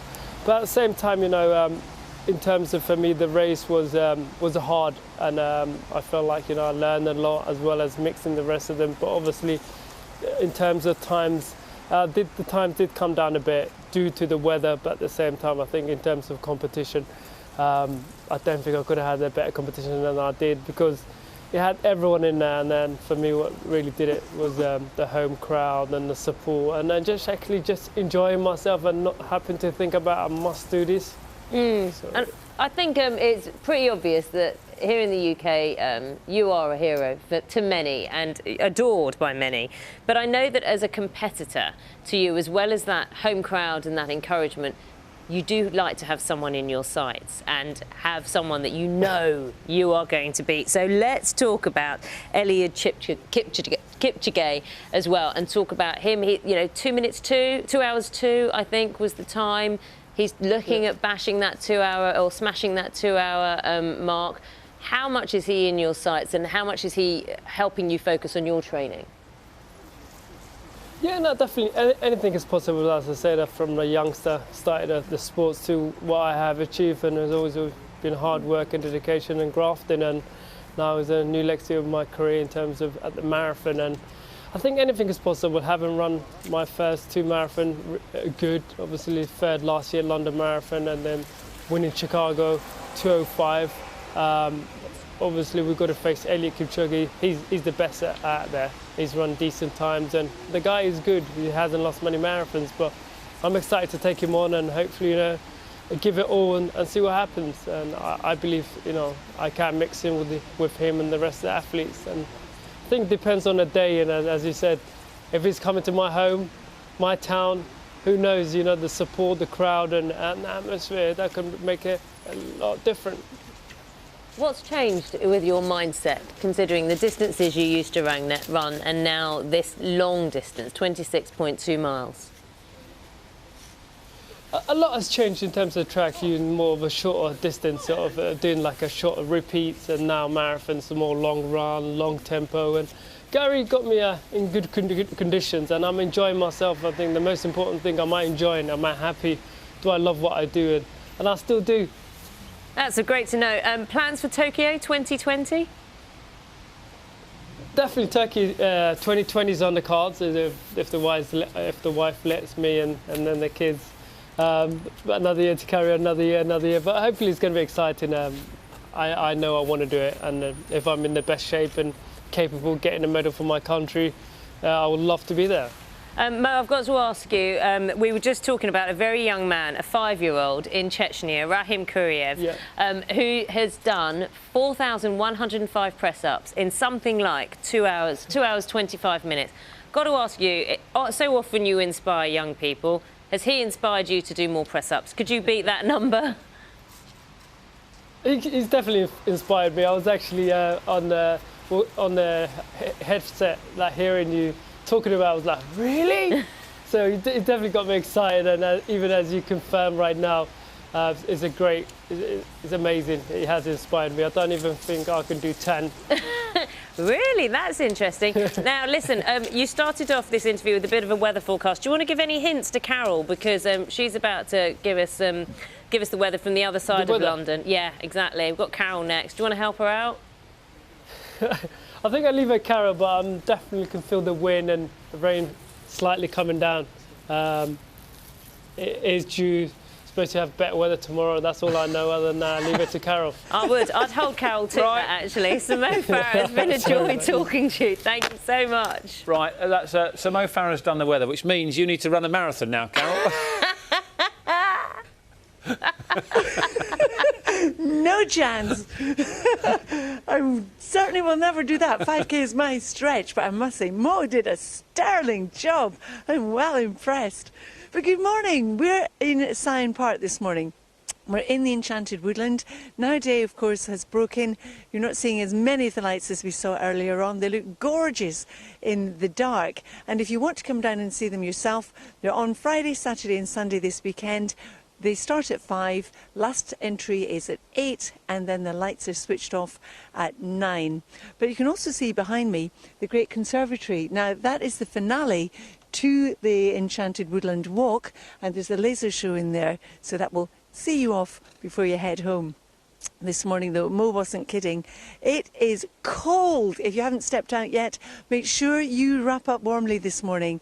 We've got some showers, some of those showers already merging to give longer spells of rain, and today some of them will be wintry, and it's windy, and that more or less sums up the forecast for us all today. The brightest skies are going to be across western Scotland and Northern Ireland. Now, you can see in the air mass chart all the blue across the UK. We've got a lot of cold air across us coming in on that easterly wind from a cold continent, and the wind is going to strengthen as we go through the course of the day. So the showers we have in the east and south will be blown further west, and the winds gusty across the east and south coast, gusting 40 to 50 miles an hour. Temperatures today, well, on your thermometer it may well say between about 6 and 9, but when you add on the wind chill, it will feel much colder, closer to freezing, maybe 1, 2 or even 3 degrees. Then, as we head on through the evening and overnight, well, as temperatures drop, more widely the showers will become wintry across the hills of North Wales, Northern England and also Scotland. In some of the heavier showers, like during the day today, we could see a bit of a wintry element at lower levels in the shape of some hail or some sleet. But where the wind eases across parts of southern England, it could be cold enough for a touch of ground frost and also the risk of ice on untreated surfaces and some patchy fog. Now, there's a subtle change in the wind direction tomorrow to more of a southeasterly, so it will be drier across much of England and Wales, but still heavy showers or longer spells of rain in Scotland and also Northern Ireland, again with snow in the hills and some wintriness at lower levels in the shape of some sleet or some hail. Wednesday into Thursday sees us sandwiched between low and high pressure. Again, still that southeasterly wind, not quite as strong on Thursday, but there will be a lot of cloud around, and the cloud will produce the odd shower here and there. And after a bright start in the west, it will cloud over for you too. Temperature-wise, around about 7 to 9 degrees, but feeling less cold because we don't have that strong wind. And Dan and Naga, if you are hanging around outside, it really does feel cold. It's a shock to the system after all the warm or mild weather we've seen recently. It really is, and I know I was cheeky to you earlier, but I do feel for you as well, Carol, being out there. I've got to ask though, with those trees lit up, I mean, I think there is something like 400 species of tree in Syon Park there. Does it feel enchanted? You know, when you read, I don't know, Enid Blyton when we were younger and things like that, and you hear about the enchanted forest, does it feel like that? Yes, it does. It's lovely when it's dark. If I'm honest, not so much now, but when it was dark and we arrived, it was beautiful, really beautiful. And the illuminated trail, so you can actually walk around it. Did you get a chance this morning, or were you too busy setting up because it was so cold? Trying to keep warm. We've walked around a little bit of it, but we've only shown you a small part of it on the telly. There's a laser show, there's lots of moving things that are going on here as well. They've got dragonflies that are bouncing up and down over the water in the wind. They're just behind us here, and it all looks lovely in the dark. It loses some of its magic in daylight, but as you can see behind me, the trees still look lovely when they're lit up. Just lovelier when it's dark. Yeah, and lovelier when it's warm, I'm sure, Carol, as well. Thanks very much. Warm up, lovely. See you soon. Still plenty to come for you this morning. We've had Samo Farron confirming that he's going to be running the marathon next year. We've also got one of the biggest stars in baseball, Alex Rodriguez, talking about baseball coming to London next year. They'll be playing at West Ham Stadium in June, I think. And it's two big guns as well, Boston Red Sox taking on the New York Yankees. So we've had NFL in this country, we've had the basketball in this country, and now baseball NBA. Trying to get in there as well. Why not, hey? There's room for everyone. Let's talk about the budget airline EasyJet. It's just reported. Well, it reported its figures at 7 o'clock. Nina's been going through all of those for us this morning. And it's not just passengers, flights, fuel that matters to companies now. No, it's not. And as we know, as we've talked about a lot, it has been quite a turbulent year, hasn't it, for the airline industry?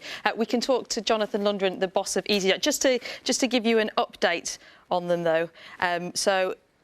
Monarch collapsed in October of last year, Air Berlin in August, but that's possibly meant more passengers for EasyJet. This morning it's reported profits have up by 15%, and that profit before tax have increased to £445 million.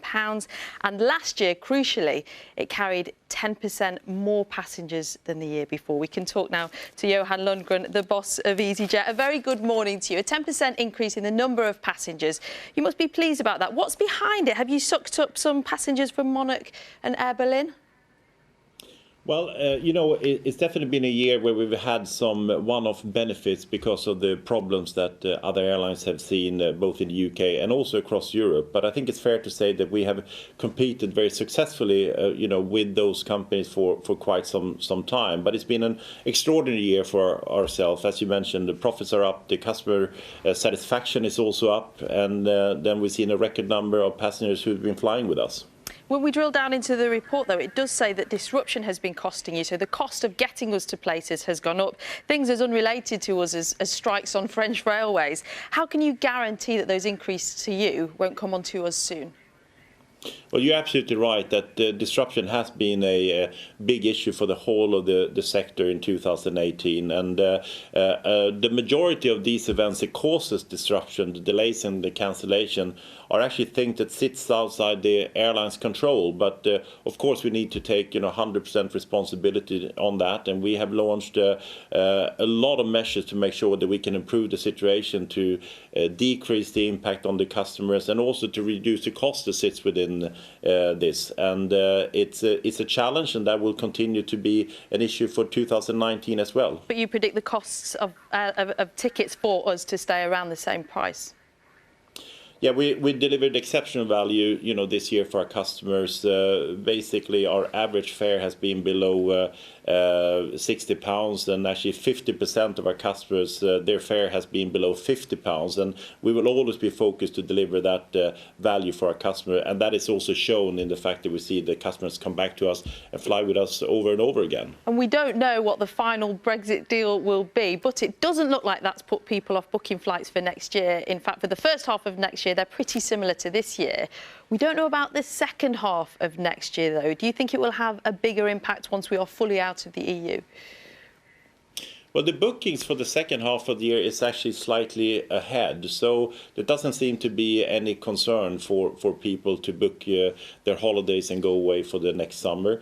We've been preparing now for Brexit for the past 2 years, and in also any scenario, we are confident that flying will continue. And the reason why I say that is that the European Commission have said as late as last week that they will protect the traffic rights even in the case of no deal.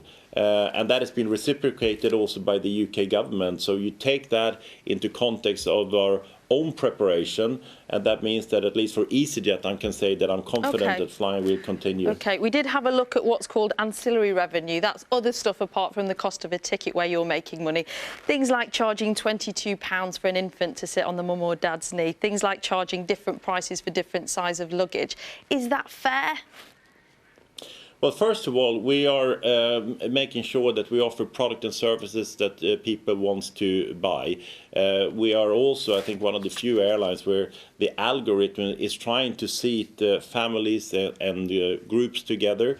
We're actually contacting them before also their departure to encourage them to check in as early as possible to get that seating in place.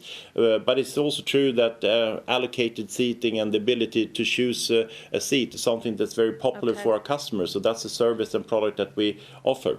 OK, Johan, thank you very much.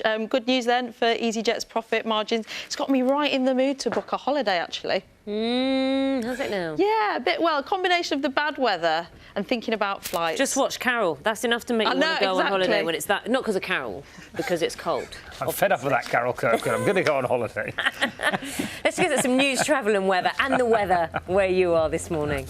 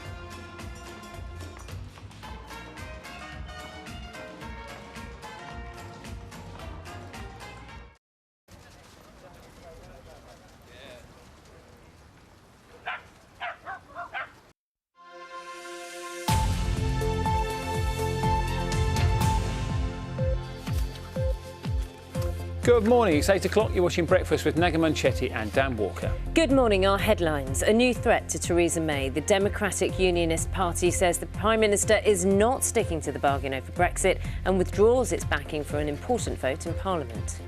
After days of fretting that Mrs May's own backbenchers were trying to turf her out of Downing Street, now a whole party that helped keep her there are turning up the heat. A gun battle at a hospital in Chicago leaves 4 people dead, including a doctor and a police officer. Could exercise help people with incurable cancer live longer? We've got a special report on the new guidance that goes against traditional advice from doctors. Good morning. When is a deal not a deal? If you're a Black Friday bargain hunter, I'll be telling you why some deals aren't all they seem. There will be no Super League in European football. The two most powerful officials in the game say proposed plans for a breakaway are fiction. Good morning from Syon Park. This is the end of the Enchanted Woodland Walk. You'd see a spectacular laser show in here. Outside, it's pretty cold though. We've got a strong easterly wind, showers, some of them merging together to give some longer spells of rain. Very windy, the best of the sunshine across Northern Ireland and Western Scotland. I'll have more in 15 minutes.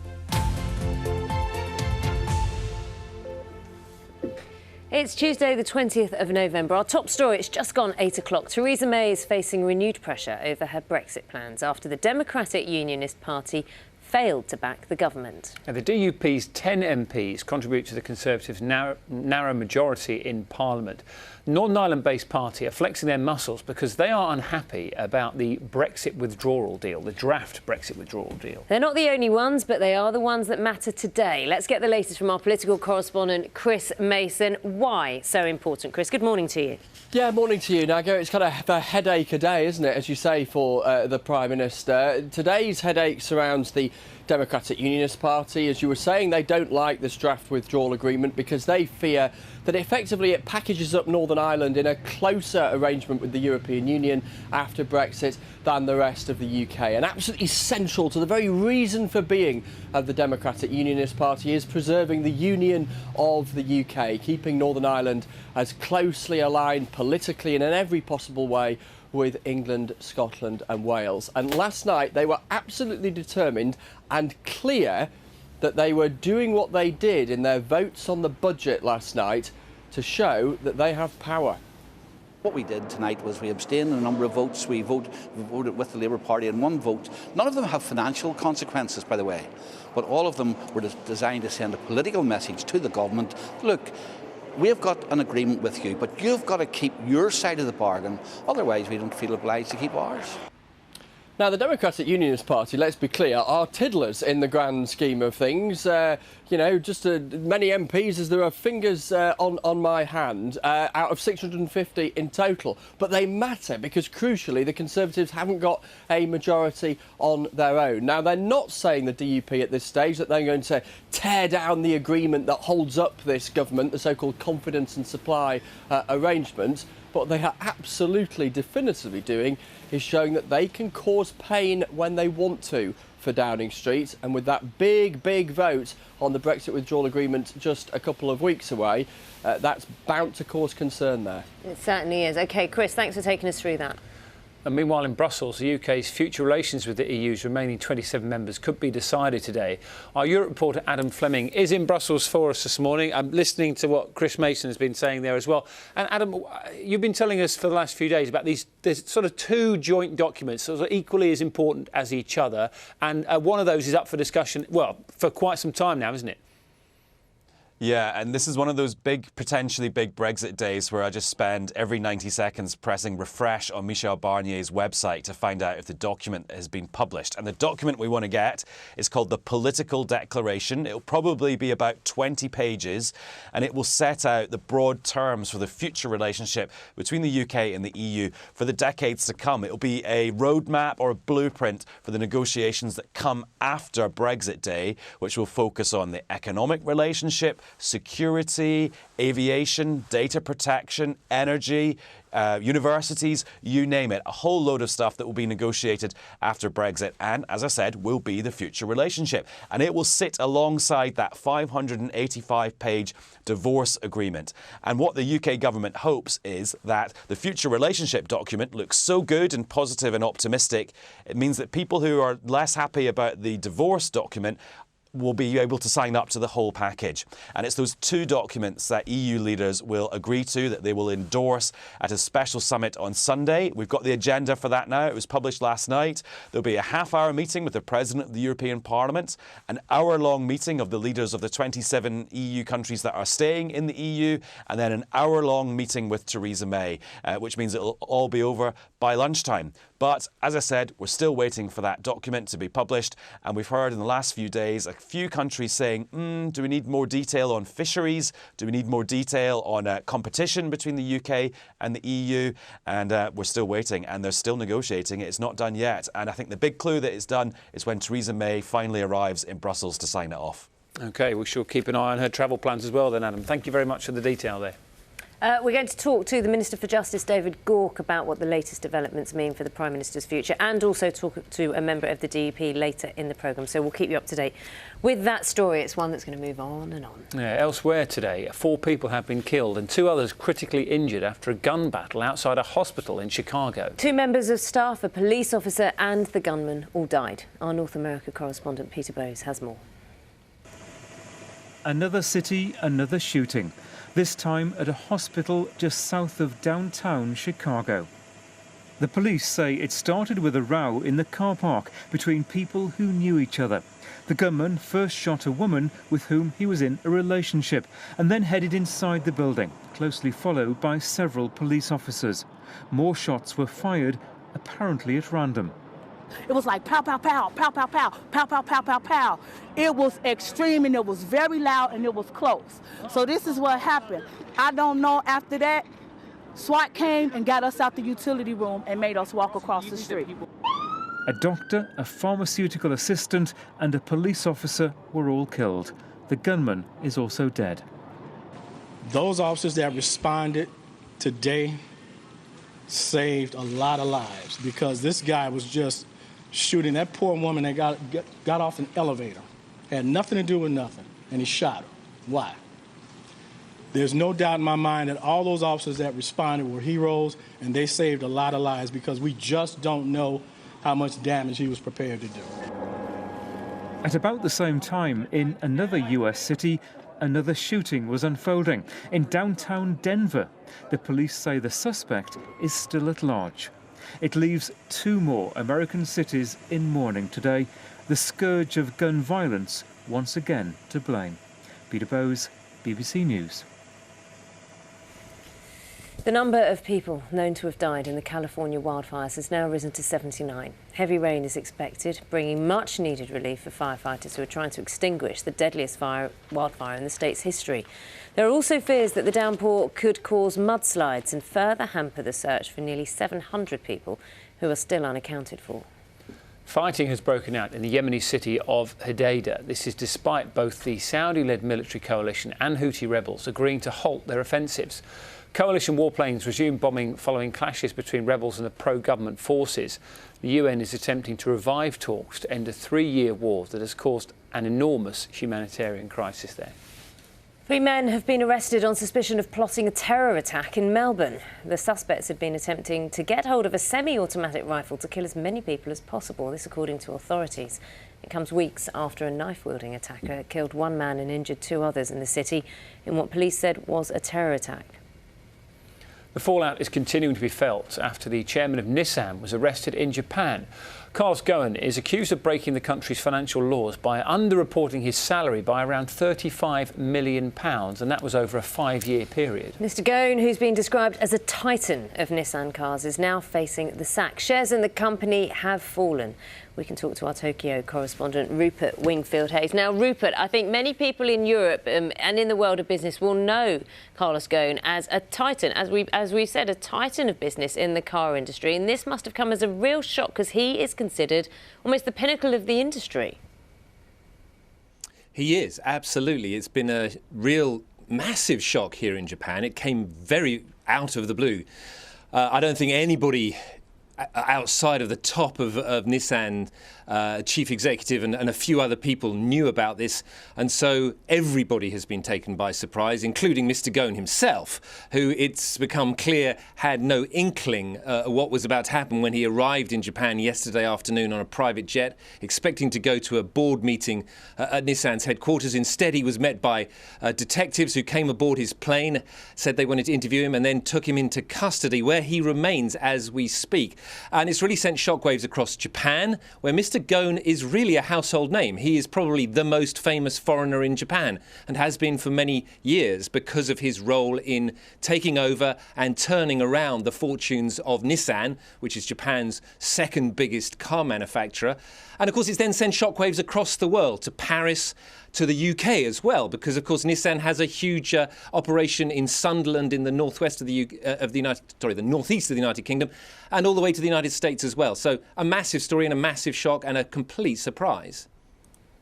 Indeed, it really has been. Rupert, thanks very much for taking us through that. Rupert Wingfield-Hayes there, and we'll obviously keep following the fallout from that. As we mentioned, Nissan shares down sharply after that news came through. We're going to be speaking to Justice Minister David Gauke in just a moment, but we're going to go for a slightly earlier weather than normal. Sorry if we're throwing you out of your routine this morning. 11 minutes past 8. Let's find out. No one likes their morning funk messed with. I know. Normally, we're very no one likes their funk being messed with, Carol. Normally, we're 8:15 for the weather, but we've gone a little bit early, Carol. What have you got for us? Well, I'm in Sime Park this morning. Good morning, everybody. And it's because it's the 13th year that Sime Park has actually illuminated its gardens with lots of different coloured lights, called the Enchanted Woodland, and it's beautiful. In the dark earlier on this morning, you can see just what I am talking about. These are the pictures we took. Now, there are about 400 species of trees, including many rare and unusual trees from all around the world that are lit up by these lovely lights, and the whole thing ends in this great conservatory behind me here with a spectacular laser show, and you can see a very nice glitter ball in there as well, reminiscent of what you would see on Strictly Come Dancing. Now, talking of dancing, that's a good way of keeping warm this morning because it is cold. If you're going to be standing outside for any length of time, do wrap up warmly. We've got an easterly wind which is going to strengthen through the course of the day, really making it feel quite bitter. There are also showers in the forecast. Some of those are wintry, especially so in the hills. But you can see in our air mass chart all the blue across the UK. That's cold air, and also the winds coming straight off a cold continent from the east. So first thing this morning, we do have a lot of showers. Some of them have already merged, producing some longer spells of rain across southern parts of England. We've also got them in the east, and on the gusty winds are going to be drifting west through the day. Now, the wind is particularly gusty along the east and south coasts, gusting 40 to 50 miles an hour. The brightest skies will be in Northern Ireland and Western Scotland with some sunshine. But temperature-wise, no great shakes. Your thermometer will tell you roughly about 5 to 9. But when you add on the wind chill, the strength of that easterly wind, it is going to feel much colder than that. It will feel more like freezing to +3.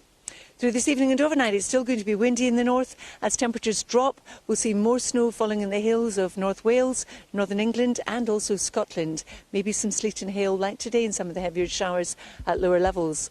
But with the wind falls lighter in the south, we could see some patchy fog, frost and also the risk of ice on untreated surfaces.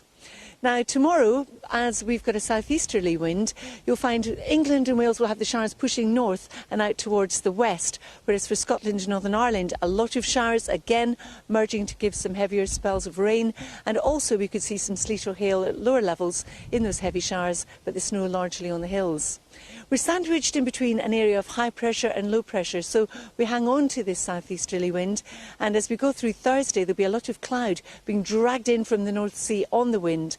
So a few showers, a lot less than we're looking at today though, and out towards the west we'll start off with bright skies, but the cloud will build, we'll see some drizzle. It's not going to be as windy, so it won't feel as cold, with temperatures up to about 8 or 9. But Naga and Dan, 8 or 9 is still no heat wave, but it just won't feel as bitter as today. Thank you very much for that, Carol. I'm sorry you're a bit chilly out there today, but you're doing well. You're doing very well this morning. Still warms the cockles. I know, she always does. Now, if you saw Peter Jackson's World War I documentary, They Shall Not Grow Old, got such a huge positive response, didn't it? You can't fail to be moved by some of the vivid images of life in the trenches. Now, for one woman, it was particularly emotional because she spotted her granddad in the film. We're going to talk to Jenny Pateman in just a moment. First, see the moment that she recognised her grandfather as a young soldier. It was a different war from year to year, and one's reactions were completely different. The intensity had changed so much that anybody who'd been out in 1914 and went home and then came back in 1917 wouldn't recognise it as the same war. Well, I can only say one thing: I wouldn't have missed it. It was terrible at times, but I wouldn't have missed it. Oh, yes. If I could have my time again, I'd go through it all over again because I enjoyed the service life. And I can only say that I have never been so excited in my life. This was like a boy going to the play the first time. Well, Jenny Bateman joins us now from London. Jenny, good morning to you. I must say, just seeing what we did is we highlighted your grandfather there in that piece of footage. I mean, it could have been a blink and you'll miss him moment. How did you know it was him? Well, good morning. I knew it was him instantly because I'd seen photos of him as a young man. My parents had a big portrait of him on the wall, so I knew what he looked like.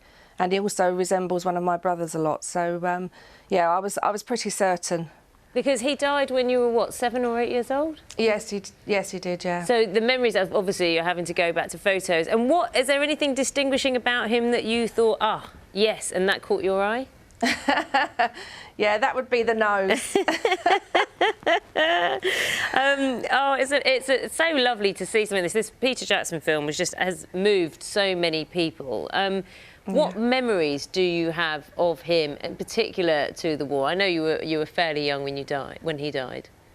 Yeah, I mean, I don't know an awful lot because they never really spoke about it, so only probably snippets of what my dad actually told us. I think when you see the footage, you understand why they didn't want to talk about it, really. I know that he was awarded the Military Medal for Bravery, and he was an officer. He became an officer. That much I do know. But sadly, he was gassed and he lost a lung, so he did suffer ill health, really, for the rest of his life. This is so often the case when we hear of people who fought in the Great War, in the First World War. It has prompted you to think about military history in the rest of your family, though, and prompt you to research some of your family history. What's turned up? Yeah, no surprises really. As I say, I did know quite a bit about, obviously, my father as well. But yeah, I've been researching ancestry and just trying to go back generation, really, because I didn't know much about my grandparents or my great-grandparents. So, yeah. It's important. We've been obviously marking the 100 years since the end of the First World War.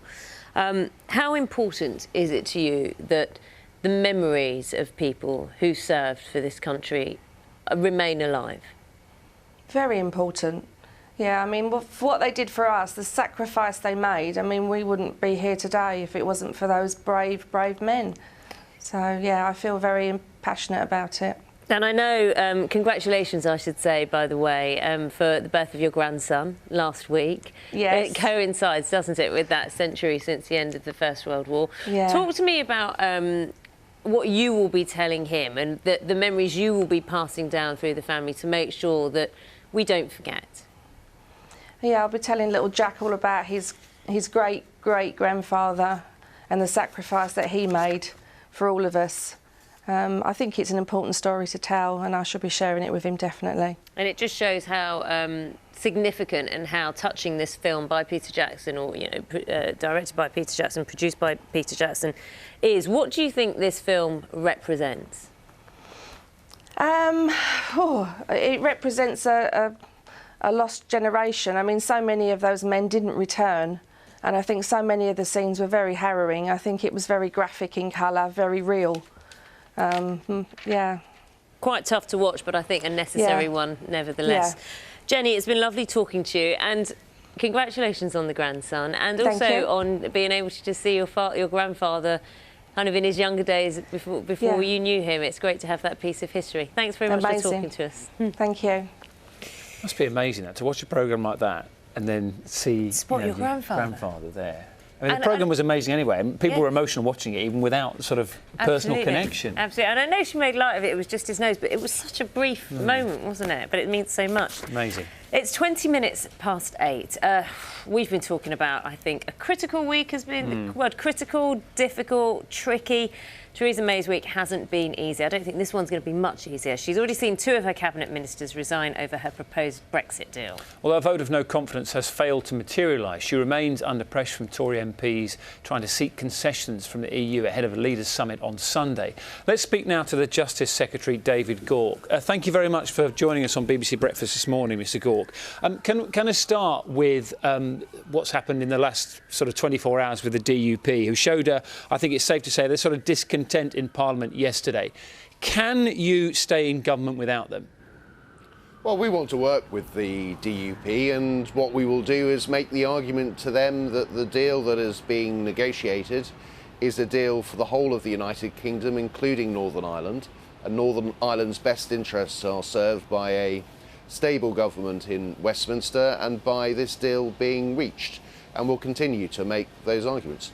Well, they don't seem to agree with that, and the concern, I suppose, is whether you can get this bill through, and if you can't, what happens then? Well, look, I think we can get this through, the meaningful vote which we'll have in December. It's a little way off, and that gives us an opportunity to spell out the choices for the British people and for Parliament, which is essentially the deal that the Prime Minister negotiates, or alternatively we crash out without a deal, which will have an impact on people's jobs and living standards, or alternatively we don't implement the result of the Brexit referendum result, with all the damage that would do to trust in our political system. So the choices are really very clear, and I think once that becomes even more clear, then I think more and more people from all sides of the House will recognise that the best way forward, the pragmatic, practical way we can go forward as a country is implementing what the Prime Minister negotiates. I understand that you support the Prime Minister on this and you think she can get this through, but just to reiterate where that, I suppose, opposition is coming from. Not only have you got the DUP, you've got Brexiteers within our own party who are causing issues. You've got 5 members of the Cabinet, the so-called Gang of Five, who are trying to get changes to it as well. And then you've got the shadow Brexit Secretary, Sir Keir Starmer, saying that Labour are willing to table a motion of no confidence as well. Where is the support for the Prime Minister? And if she doesn't have enough of that, how could she ever get this deal through Parliament? Well, I think I come back to this point that the fundamental case for getting this deal through is a very strong one. And I think what we will see over the weeks ahead is businesses increasingly recognising that this is the right way forward, employers in constituencies up and down the country making that case to local MPs. And as members of Parliament, we have got a responsibility to our with constituents. respect, it's not businesses who will vote on this deal, it's those people who are in the building behind you. I know, but most MPs, one would hope, would listen to employers in their own constituency. And if those employers are saying, look, if we don't get this deal, that is going to damage our businesses, it's going to mean that we run the risk of having to lay people off, those are voices which responsible MPs should be listening to and responding to. And that, I think, is the reality. We'll set out the consequences of what no deal will mean and the consequences of delivering this deal. And I think it will become increasingly clear that the national interest is served by us getting this deal done, approving it in the meaningful vote, and going forward, delivering the referendum result, but doing it in a way that protects jobs and livelihoods. Some of those who've been praising the Prime Minister in the last few days have been saying, she's not a quitter, she's determined, she's single-minded. You've sat in those cabinet meetings. Do you think that you can point the finger at her and say she's not done enough to reach out to some areas of our own party to try and support this deal? And could she have done more of that, and should she be doing more of that now? Now, I think she's shown remarkable forbearance, resilience, patience, determination. I think there is really a wave of public opinion in support of the Prime Minister in the country at the moment. I honestly do believe that is the case, because they see someone who, in a difficult situation, is trying to serve the national interest. And I think she has, as I say, shown great determination and also patience to try to keep people on board, to bring them along with her. And I think the responsibility for all of us now is to go out, support the Prime Minister, recognise that the deal that she has in prospect is the best route forward for the country, and go out and make that case. Do you think she's benefiting from the fact that actually there is no alternative leader? We spoke to Anne-Marie Morris, one of those MPs who's written a letter of no confidence yesterday, and I put the question to her, if it's not Theresa May, then who else is it? And she couldn't name anybody. Well, it's interesting that happened. I have to say, the idea that at this point, in the middle of a very delicate negotiation that is hugely important to the future of this country, that we should remove the Prime Minister, essentially leave us leaderless for certainly several weeks, possibly months, would be hugely irresponsible.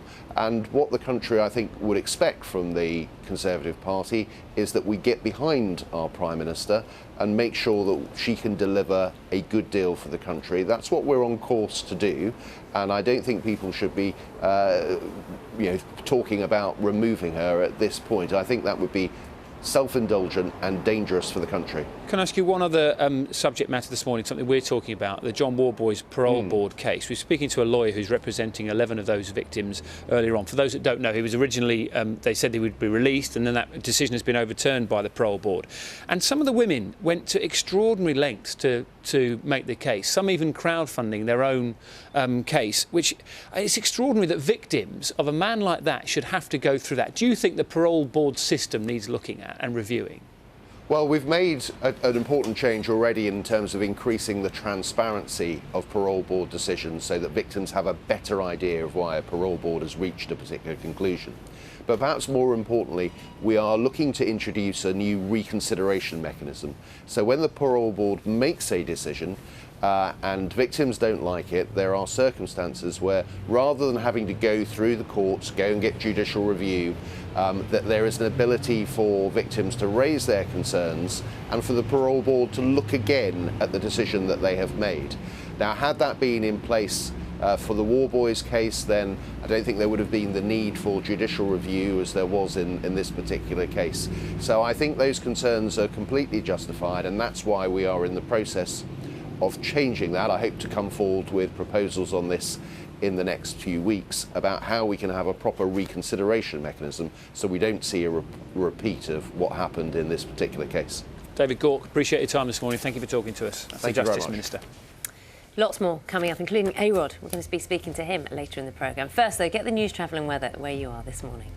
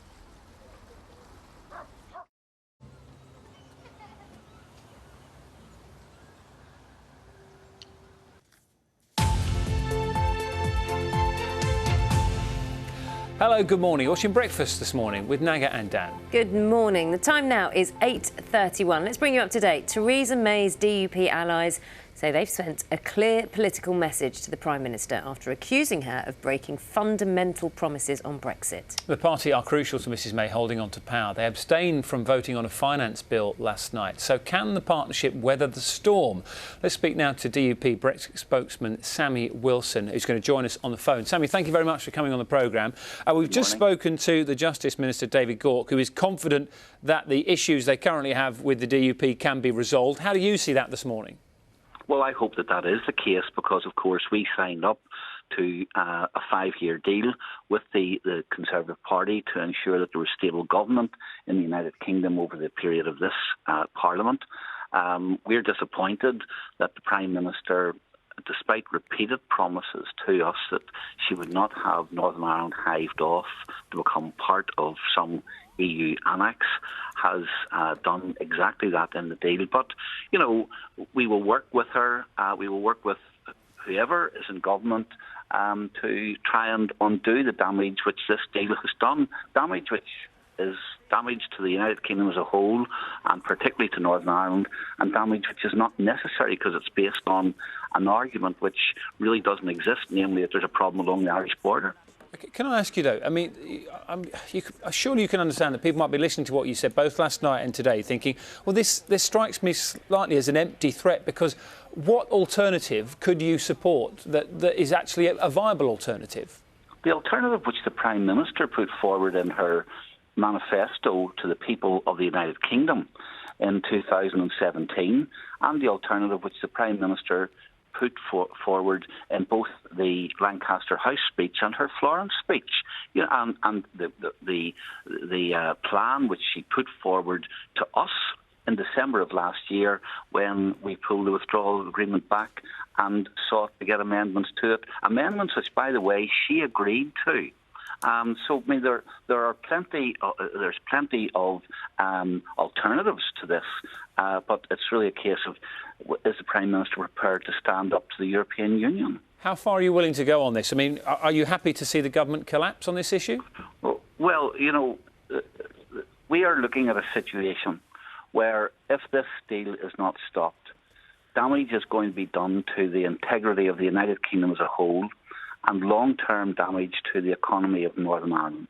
And, you know, we have a duty as public representatives in Northern Ireland and as people who backed the referendum campaign and supported the views of 17.5 million people across the United Kingdom to get this right. And we'll keep working at it because we believe that this is an important issue. It's a once-in-a-generation opportunity to free the United Kingdom from the clutches of the EU, which have been damaging to our economy and which will hold us back in the future. Can I ask you one further question? You said in your first answer that it was Theresa May or someone else, you said. Do you think that Theresa May will still be in power? I don't know, and it's not an issue for us. And I mean, really, we have stayed out of the internal politics of the Conservative Party. We're not Conservatives, and just as we would resent anyone saying to us that we should change our leader or say who our leader should be, we understand the sensitivities within the Conservative Party on this issue. All we have said is that we will have an agreement with the Conservative government. Whoever leads that government, we will seek to work with. Sammy Wilson, appreciate your time this morning. Sammy Wilson from the DUP, who, as you'll know, currently have what's called a confidence and supply agreement with the Conservative government, and they abstained on a key vote on the finance bill yesterday. So plenty of questions to be asked and answered this morning. Indeed. We'll keep you up to date with all developments, of course, throughout the week. Now, other news to bring you. It's at 8:35. 4 people have been killed, 2 others critically injured after a gun battle outside a hospital in Chicago. 2 female staff members and a police officer died, as well as the gunman. The motive isn't yet known. James Pope is in his 4th year as head teacher. I started my teaching degree in '97. the moment I stepped into a Apologies for that. That's obviously the wrong clip. That's a hint ahead to a documentary, a BBC Schools documentary, which we'll be talking about a little bit later on in the programme. Yeah, apologies for that. Let's move on with some other news for you this morning, because fighting has broken out in the Yemeni city of Hodeidah, despite both the Saudi-led military coalition there and Houthi rebels agreeing to halt offensives. Coalition warplanes resumed bombing following clashes between rebels and pro-government forces. The UN is attempting to revive talks to end a 3-year war that has caused a massive humanitarian crisis there. The use of former legal highs has fallen dramatically since they were banned in 2016. This according to a report by the Home Office. It also says the supply has gone underground and that fresh types of the drug are continuing to be produced. Before the ban, legal highs were sold openly in specialist stores known as head shops. 3 men have been arrested on suspicion of plotting a terror attack in Melbourne. The suspects had been attempting to get hold of a semi-automatic rifle, trying to kill as many people as possible, according to the authorities. It comes weeks after a knife-wielding attacker killed 1 man and injured 2 others in the city in what police said was a terror attack. The chairman of the car giant Nissan is facing the sack after he was arrested in Japan. Carlos Ghosn is accused of breaking the country's financial laws by underreporting his salary by around £35 million over a 5-year period. Shares in the company have fallen sharply. The International Space Station turns 20 today. It's a milestone in its planned 30-year mission. Now, its first component was launched on this day in 1998 from the Cosmodrome in Kazakhstan, with the second part launched by NASA just 2 weeks later. In total, 16 nations have been involved in this construction, and there have been 136 space flights to deliver the parts to build it. Going strong as well. The person who's been there the longest, one more little ISS fact for you, Peggy Whitson from NASA. She set the record for the longest time living and working in space, 665 days. Back in 2017 when she finished, she came back to Earth the next day. It's a long time away. Don't know where else she would have gone though. No, I'm off to Pluto. It is 8:37. Let's tell you what else is coming up on the programme. Now, we know exercise helps you lead a healthy life. But this morning, we will hear evidence that keeping active can actually help people with incurable conditions like cancer live longer. It's surprising research. We'll talk about it some more. Is the electric scooter the answer to our daily traffic woes? They're illegal to drive on the roads at the moment, but we'll hear from some people who say they should be used to ease congestion. Alex Rodriguez is among the richest sports stars in the world and one of the greatest baseball players of all time. A-Rod, as he's known, is going to join us later as he tries to sell the quintessentially American game to a British audience. Sounds weird saying quintessentially American. Yes. Doesn't it? Yeah, but it is. Yeah, no. Because it's quintessentially British, isn't it? Oh, OK. That's the phrase, those are the two words associated with each other. And if they do, well, they're trying to sort of tap into a huge sort of sporting market here where football is the king. Yeah. And that's your lead story today is about the Super League, which we were speaking about last week, wasn't it? Yeah, potentially, you know, a European breakaway league. The best clubs in Europe would all play against each other, leaving behind, to some extent, the clubs that are lower down the Premier League and even down further down the leagues. And that, you know, was always going to be a difficult concept, wasn't it? Well, lots of fans were just saying, fine, if you're going to do that, go. We'll just stick to the grassroots and actually start supporting the teams that want to play for us. But not going to happen. It's definitely not going to happen. Two of the most powerful people in European football say there simply won't be a breakaway Super League. Leaked documents claim secret talks had been held to create a new competition involving the continent's biggest teams. But the president of UEFA and the chairman of the influential European Club Association say they are fiction. We started to discuss the post-24th club competition in Europe. We just started. There are ideas, there are drafts, but it's absolutely too early to share it with public, because we have to speak to our stakeholders, we have to speak to national associations, to clubs, but we have some ideas. All I can say is that any Super League is out of the question. Participation stays, and everybody will have a possibility to compete in every European competition. Scotland will win a Euro 2020 playoff spot if they beat Israel in the Nations League tonight at Hampden Park. The sides are level on points at the top of their group, and although the Scots lost their away game in Israel last month, Alex McLeish thinks they've got every chance. England and Arsenal's Jordan Nobbs could miss the rest of the season and next summer's Women's World Cup. She's ruptured a knee ligament in Sunday's league win at Everton after scoring one of their 4 goals. She's been a key part of the Arsenal side that have a 100% record this season, and she was England's Player of the Year in 2016. Scrum half Danny Kerr has been dropped by England head coach Eddie Jones for the final test of their autumn series with Australia at Twickenham on Saturday. Kerr scored England's first try in their win over Japan last weekend, but Jones has said he wasn't happy with some aspects of his game and he needed to go away and work on them. Alex Zozowski and Zach Mercer also miss out. No messing there from Eddie Jones about what he thinks. And also Mo Farah. You had Mo talking just a little while ago. Lovely man, isn't he? He's fantastic, yeah, and he's announced keep on running. Keep on running the London Marathon. He's got his eye on that rival as well. We've got 2 hours. Yeah, Kipchoge. I always struggle with the name. 2 hours, 2 minutes. Ridiculous. Is he going to break 2 hours? It's all about the times. I've spoken to Mo Farah before, and he does like the idea of focusing on someone and absolutely in his mind and taking them down, so to speak. He is.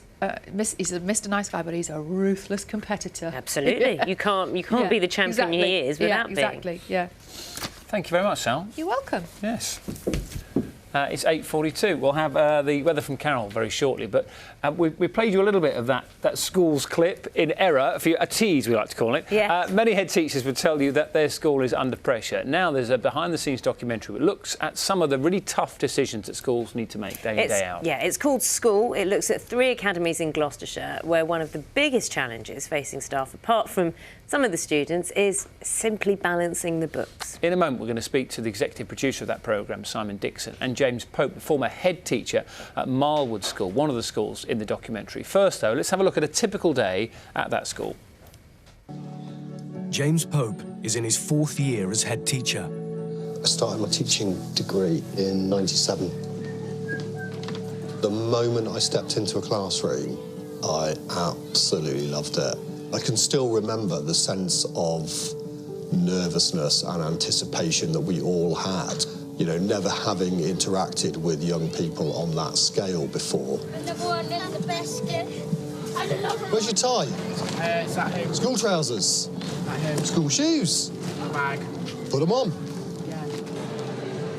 The purpose of this morning's assembly is to revisit some of the values which we are all aiming to work towards. You become a head teacher because you've got an idea about how a school can be and how a school can run. So respect, aspiration, responsibility. Ultimately, you have to believe in the things that you're doing, about the culture and the ethos that we're creating in the school. Thank you. Well, with us now is Simon Dixon, the executive producer of School, and James Pope, former head teacher of Marlwood School. Well, good morning to you both. Good morning. James, what do you think? Because you were a head teacher at Marlwood School. Looking at that documentary now, I mean, it was filmed, about a year ago, wasn't it? Over the course of the last 18 months. Yeah. How does that make you feel? Proud, I think, of the things that we were doing at the school, as difficult as lots of those things were. Some bits of it are difficult to watch back because it just is difficult to watch yourself on television, and some of the things that we were having to do in the school were challenging. So it can be a difficult watch for me personally. Did it get too challenging? I don't think so. I think lots of schools are facing those challenges, and what we wanted to do was make a programme where we shared those challenges with the public so that they could see the sort of decisions that schools are having to make. There were bits of it that were deeply challenging. Some of the financial stuff was very challenging for Marlwood in particular. I wouldn't say it became too challenging, but there were bits of it that were great fun, and there were other bits of it that were really, really difficult. I think it's what's great about this programme is it's properly warts and all, isn't it? You see everything that goes on in the school, and down to sort of finance, and obviously the stuff that you would know that goes on as parents and those who understand how the education system works. How did you get that sort of access, and was it hard to get that level of access? Well, we had made a big series for BBC Two called Hospital, which is a success for them. And bizarrely, when we contacted the trust in South Gloucestershire, the chief executive had only just finished watching Hospital on the iPlayer, and he'd been saying to his wife, somebody should do the same thing about the education system. So in many ways, the timing was right when we picked up the phone to that trust, and we kind of went from there. What was the aim? What story did you want to tell? Because you can't focus on every pupil. You can highlight a few pupils, but you can focus on a school, how it's run and the challenges it faces. What was the aim of it? What did you want people to come away thinking? Well, first of all, there's 3 schools in it, so rather than other programmes about education in the past where they have focused on a single school, which can, of course, mean that some of the issues there are particular to that school. We filmed in 3, so it had a sense of scale which hadn't been done before. But most importantly, we just wanted to get inside one of these multi-academy trusts, as they're known, to show what the challenges are facing people on the front line of the education system, give them a voice, and let the public enter into a debate about what kind of system they want, what they want our schools to be fundamentally. We obviously have spoken to the Department for Education and got a response on this, and it was saying that the school featured there was 40%, and I want you to talk to you specifically about funding, because that's the message I think that comes out very clearly. I watched episode 2. 40% below capacity, and funding is per pupil. Yeah. So that is reflected in, and when you see the documentary, you know, it is a lot about how little money there is, and encouragement there is to increase the standard of teaching. And also since then, as you said, it's filmed over a period of 18 months, since the filming, the national funding formula has actually increased. So there is a difference, there is money being put into the system and being made. Is that fair, or do you think not enough, or so much needs to be done that these measures won't make a difference? Well, I think I can only talk from the experience of being ahead at that school, and the the falling roll, the 40% below capacity, was a real issue for us. That had probably been known from about 2008. I joined the school in 2014, and nothing could have been done to address it. So we had to address all of that in a very short period of time. So did the funding per pupil not work?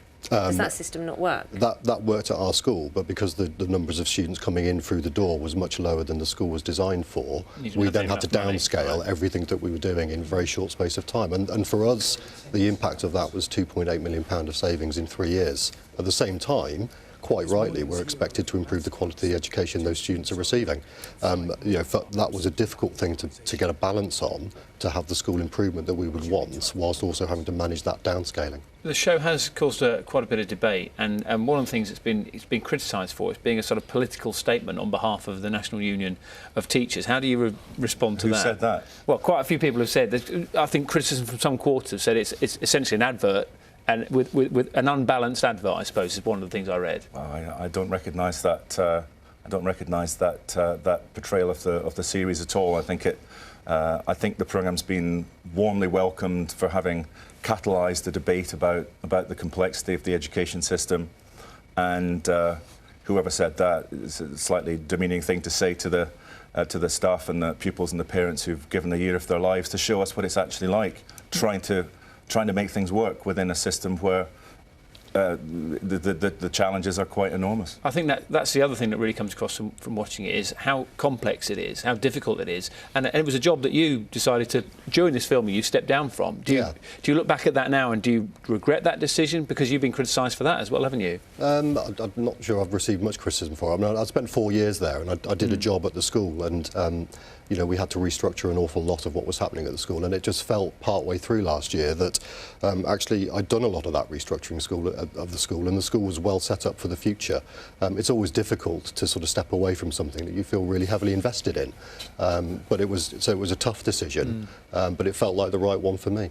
Do you know what I felt? And I think you see this when you watch a lot of school documentaries, and whether you're a parent or not a parent, that teachers go into teaching to teach and inspire young people, and the system almost gets in the way, and that you become managers of money and staff rather than bringing the joy, having that joy of seeing a child when it clicks, when maths clicks or something like that. Well, the joy's still there. I mean, I love being a head teacher, and I love the job, and I love being a teacher. So, that joy still exists. But, we are in a period of significant change in education, and for Marwood, uniquely probably more so, because of managing that falling roll. I think The documentary, the series, Brilliant. is fascinating. Absolutely fascinating. It's a really good insight. And whether you're a parent or not, actually, as a non-parent, I found it really, really interesting to see. So thank you both so much for coming on and talking to us about it. School is on BBC Two at 9 o'clock this evening. Yeah, it's a great watch. Now, Carol is at a rather unique location for us this morning. It was dark when we first saw her, about 6 o'clock, but it's brightened up now, Carol. Give us the weather for today and the next 2 days, if you could. I know it's chilly. It certainly is, Dan. Good morning, everybody. I'm at Syon Park this morning. So let's just press on and speak to the head gardener here, Toffer Martin. Good morning, Toffer. Good morning to you. Now, that's an unusual name. Where does it come from? It's actually the second half of Christopher, origins being lost somewhere in the mists of time. Oh, well, certainly the gardens haven't been lost. They've been here for 600 years or so, and you're very much involved with Enchanted Woodland. Tell us a bit about that. OK, well, we first got this idea in 2005, you can believe it. 13 years of our lives seem to have gone into this event. We've got about 400 different species of tree here from all around the world. We're quite very proud of them, and it's a way of trying to see them in a whole new light. So how do you choose which trees to light if you've got 400? I guess you're not lighting them all.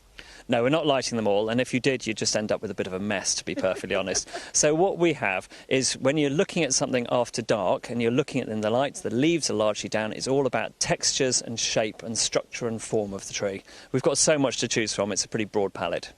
You were one of the pioneers of lighting trees in the winter. How did you come up with the idea in the first place?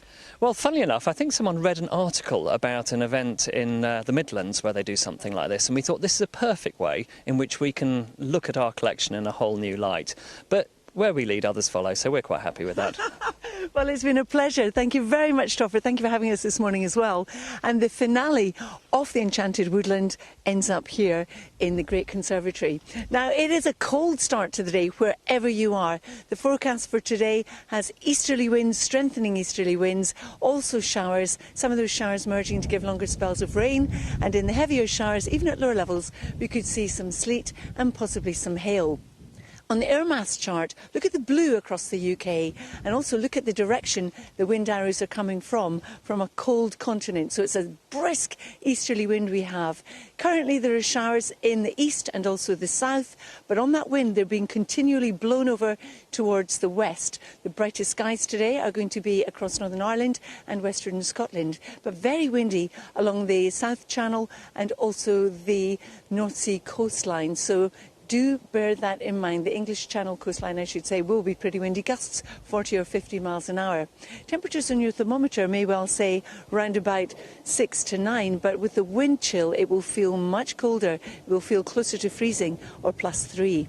Now, through this evening and overnight, we still will have a windy night ahead for most. We still will have a lot of showers, and as temperatures drop increasingly across the hills of Scotland, Northern England and Northern Ireland, they will be falling as snow. North Wales could be included in that as well. Further south, where the winds fall lighter, we are looking at some patchy mist and fog forming, possibly some frost, and also the risk of ice on untreated surfaces. Tomorrow, with a modest change in the wind direction to a southeasterly, most of the showers will be in the south and the west of England and Wales, but heavy showers in Scotland and Northern Ireland, some merging to give longer spells of rain and also falling as snow in the hills, sleet at times at lower levels. We're sandwiched in between high and low pressure, so even as we head on into Thursday, we still will have that southeasterly, dragging in a lot of cloud. Some of that cloud will be thick enough to produce an odd shower, and after a bright start in the west, it will cloud over during the course of the day, with some of us seeing some drizzle. Not quite as windy, so not feeling quite as cold, but mind you, the top temperature will only be round about 9 degrees. Naga and Dan, it's been lovely here this morning, but I am not lying when I say I will be glad to get back indoors into the warmth. How many fingers can you feel, Carol? None. Really? How many toes can you feel? None. Can you feel your kneecaps? Going to go through your whole body now, Carol. This could take some time. There is nothing worse. I'm going to send you for Christmas. Actually, I'm just going to send them to you next week. A big box of hand warmers and toe warmers. Stick them on your toes from when you're outside doing those broadcasts. No, they're coming your way. I promise you. I will hold you to that. You've now made that promise on national TV. Now you've got to follow that through. I will follow it through. They'll be coming through the door. Don't you worry, Carol. Take care, get warm, hot cup of tea, maybe with a little something special inside it. Bye-bye. Carol's probably one of those people you could just put Carol Kirkwood England on a letter, and it gets where I'm sure. Oh, yeah, it will. No need for the actual address. Now, something which I suppose we were talking about this earlier, weren't we? Two things you don't normally put together, incurable cancer and exercise. But we're being told that there's even a small amount of exercise can help people live not just better, but actually live longer as well. Yeah, this is from Macmillan Cancer Care, which says that contrary to traditional doctors' advice, rest isn't always best. And Jane McCubbin went to meet Gemma Ellis, who's a mum with secondary cancer, who is gearing up to run the first 5K of her life. Gemma was diagnosed and treated for cancer in her early 30s. At that point, I believed that I was clear. But, there was always a but, there was a shadow on my spine. The cancer had spread. With 2 young girls, she was told it was treatable, but not curable. It was there, and I now knew I've got it, I've got to live with it. That was the moment Gemma knew she would make a change. And left leg. Are you out of your comfort zone right now? Very much so, thank you, yes. Yeah. Totally. But you look like a ninja. Yeah, that's me. With 2 new training buddies, she is gearing up for her first ever 5K park run in 12 weeks. And I just keep thinking, right, well, you know, if that treatment lasts for that long, and then I've got another sort of line of treatment there, and then another one might come out, and I might be able to have that. Arms out. You know, you never know. Circles. And that's where this comes in. Team Gemma. Team Gemma, well done. Good start today.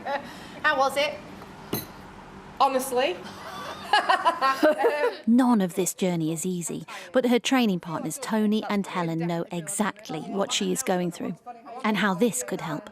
I was actually only diagnosed in May 2017, and I went from training for an ultramarathon to being terminally ill in 36 hours, which was a bit of a shock. I was diagnosed with stage 4 breast cancer in April 2016, 6 months after doing a half Ironman. My first question to my oncologist was, can I still do it? And his reply was absolutely, I could. And knowing that has kept me sane. And I really hope that as part of this process, you're really going to kind of find that works for you too. Yeah, that's what I'm hoping. Yeah. And march! Macmillan, the cancer charity, says this is about more than hope. Exercise can help patients with incurable cancer not just live better, but live longer. Doctors have always advised their patients to rest. Rest is not always best. Small amounts of physical activity, not running marathons or leaping around in lycra, can make a really significant difference. There certainly does seem to be an effect on some of the growth factors that stimulate cancer to grow. 5K. Had you ever thought about a 5K before?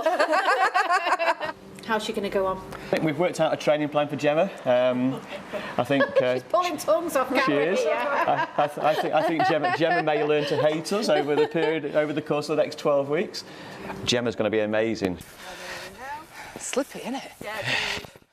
I don't know my prognosis, and I never want to know my prognosis, but I know that it's probably not great. But somewhere in the back of my mind, I kind of keep thinking, I will be here. I will be here to see that. I keep giving myself little milestones. I'm hitting them already, and I intend to do so for a long time. Well, a huge thank you to Gemma, to Tony and Helen and the others who took part in that film for us. We're joined by another Gemma now, Gemma Hillier-Moses, who continued to run soon after chemotherapy, despite being told by consultants she wouldn't be able to do that for at least a year. Yeah. Good morning to you. Morning. So, I mean, we spoke earlier, didn't we, in saying there must be people watching this at home who are in the same position that you were in, thinking, well, I'm struggling mentally, I'm struggling physically. So do you think it's a certain type of person who feels this way about exercise? Yeah, and I think there's a case of when you're going through your treatment, there are times that you literally can't get out of bed. So I spent 5 days during treatment and I literally couldn't get out of the hospital bed. And it's understanding and recognising that. But focusing on what helped me was to focus on what I could do. So when I had days when I felt better, actually getting out and moving. And I think exercise, people see exercise as going to the gym as the structured activity, sports activity. And actually, what we're talking about is getting people moving. So taking really small steps, like going for a walk, even if it's just for 10 minutes outside to make you feel better. It doesn't have to be running a marathon, but actually looking at movement as a lifestyle when you're going through treatment, or you're living with cancer or beyond as well. I don't want to labour the point, but it is what we were talking about. You know, people who aren't ill are being told, get up off the sofa, you know, try to move 10 minutes a day, it's good for you. And many of us don't do that. So when you're having chemotherapy or radiation treatment and you are feeling so rotten, I think the motivation or the impetus to get up must be 10 times as great. Yeah. What drives you? Because you already exercised, didn't you? So I was in that position where the habits were already formed. Yeah. So I understood the power of exercise and sport. I felt it, I lived and breathed it, and that's what kind of helped me when I was going through my treatment know that I'm going to feel better for doing this, even though I couldn't do as much as I usually could. So if those people that haven't exercised before, it's us being able to, you know, as health professionals, educate them around the benefits. Isn't that the last thing you want to hear, though? You're feeling pretty rubbish, and that's an understatement, isn't it? And then someone saying to you, come on, get up. It's good for you. Yeah, exactly. And I think it depends on who that comes from. So health professionals like consultants have teachable moments. So you're sat in their consultant room and they're giving you a chemotherapy and you take every word of it and you take that chemotherapy. And actually, if they were able to educate you even for a 1-minute conversation and tell you that it is useful for things like cancer-related fatigue, to build your stamina up, to make you feel better, improve your quality of life, help you do just daily activity, that's where those moments are really important. And did you feel that benefit yourself? So the benefit from... Yeah, from doing the exercise. Yeah. Did it really make a difference to you? It made a massive difference for me. And the biggest thing that I can say that gave me a purpose in life. So when I was going through my treatment and my life was completely out of my control, so I had no control of what I was being given, and it gave me a purpose and it gave me something to focus on. And I'd say that was my biggest thing that helped me get up in the morning and to kind of move more and do things that way. I've got to say, people have responded, and Fergus has responded after seeing our piece earlier, and he said that his Jen took up running while being diagnosed with secondary breast cancer. She never seemed so well. She did die on October the 5th this year, and for his loss, of course, we're very sorry, but it makes a difference. It's just almost having that faith, having that belief that it could make a difference. Yeah, definitely. And I think a lot of people focus on the physical side, but there's huge mental benefits to it, being outdoors and moving.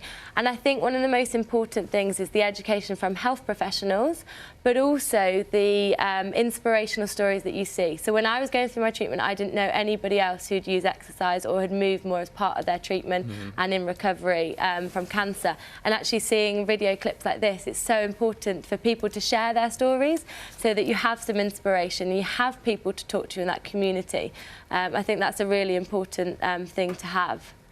Thank you, great talking to you, Gemma. Really nice to talk to you. It was great to see you looking so well. Thank you. When you were younger, you used to go scoot round? Roller boots was my thing. OK. Did you never had a scooter? No. I don't think I had one either, but it's a sort of kid's toy. Could it be the answer to congestion in our cities? So could we have one as an adult? Yeah, there's big ones around now. And I suppose pollution and congestion, I'll leave a whopper. Electric scooters are currently legal on public roads and pavements in the UK, but campaign groups hope this might change. Breakfast Graham Satchell has been investigating.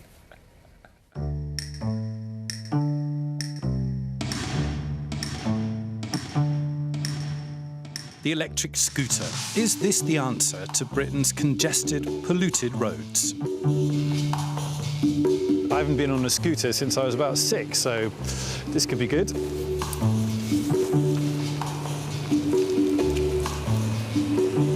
OK. That wasn't good. As I rather uncertainly unleashed my inner 6-year-old, the man behind this electric scooter was having some big thoughts. We've got to a breaking point in cities across the UK where congestion's at an all-time high, air quality is an all-time high. So we have to try and make a difference here and provide the public with an alternative. If this is the future of short hop journeys, there are a couple of problems. Scooters aren't legal either on the road or on the pavement in the UK, which is why this trial is happening on private land at the Olympic Park in London. Scooters in this trial are only available to hire. You unlock them with a smartphone and their speed is limited to 15 miles an hour. The government says it's looking at the legislation, but even if the law changes, there are other worries. Do I think they'd be safe on the road in amongst the traffic? Probably not, no really. Mixing something the size of a scooter with trucks or delivery vans, buses and all the other things that we need on our roads, to fit that in is going to be difficult to make that a safe environment. Electric scooters have boomed in popularity around the world, in America, France, Holland and other European countries where clear rules are in place to make them as safe as possible. This is certainly not for fast roads, and it's certainly not for the pavement. We want them in the cycle paths, and we will work with cities and governments across the UK to invest in actually improving those cycle infrastructures so that both cyclists and scooter riders can both ride safely. The trial in Elizabeth Park runs for the next 3 months. Electric scooters, driverless cars, smart roads. Getting from A to B could be unrecognisable in the future. Graham Satchell, BBC News. They come in all sizes. Yes, they couldn't get a whopper. We should be speaking, hopefully, to one of the biggest stars in sport in a moment. Yes, Alex Rodriguez is in the UK to promote Major League Baseball, which will be played next year. Yeah, first though. So we're going to talk to him. He's big, A-Rod. We'll get a first brief look at the headlines where you are this morning. Enjoy, see you soon. He's big.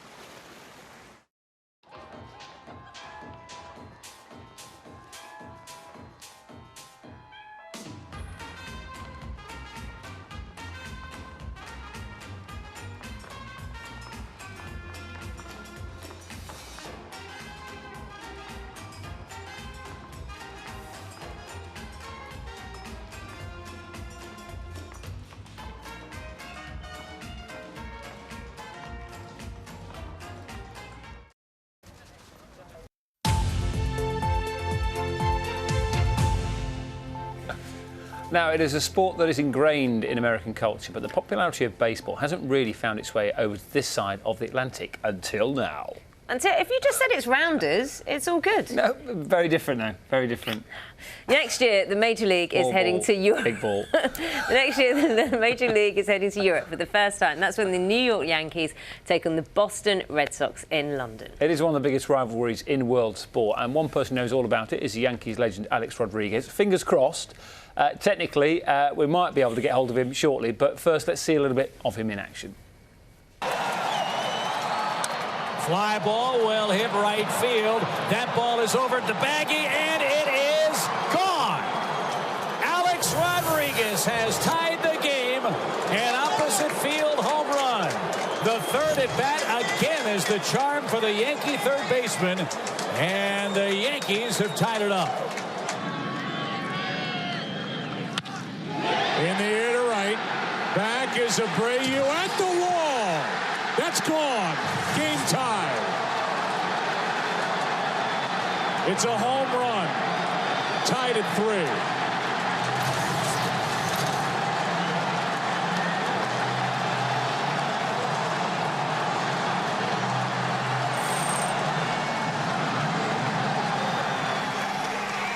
Well, there he is in action, and here is the man himself, Alex Rodriguez. Welcome to BBC Breakfast. Thank you so much for coming and joining us this morning.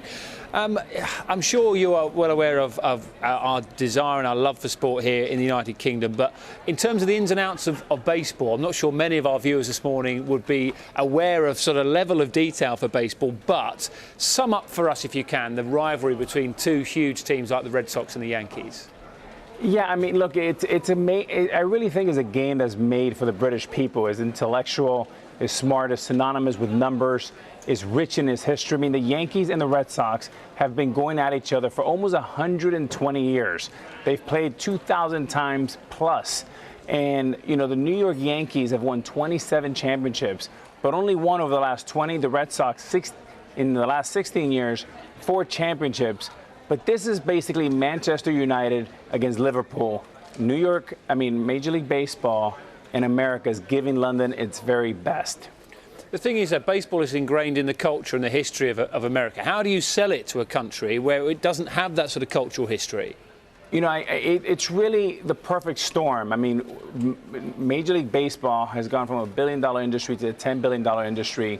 We're going at it with the greatest teams we have. If you're talking universities, you're talking Harvard, Yale. If you're talking baseball or sports, you're talking Yankees, Red Sox. You know, in 25 years, I haven't been to Fenway, where the Boston plays, where it hasn't been a sold-out crowd. There's so much energy and excitement, and there's a lot of Americans that are so excited to cross the pond next summer and buy some of those 57,000 tickets. But we also want the people in London to take a sneak peek and see our great players, and they're going to see things that are going to be remarkable. You talk about Fenway Park there. I mean, I suppose just geographically and logistically, London Stadium, where this game's going to be played, is very different shape-wise. What sort of changes are going to be made to make it into a baseball venue?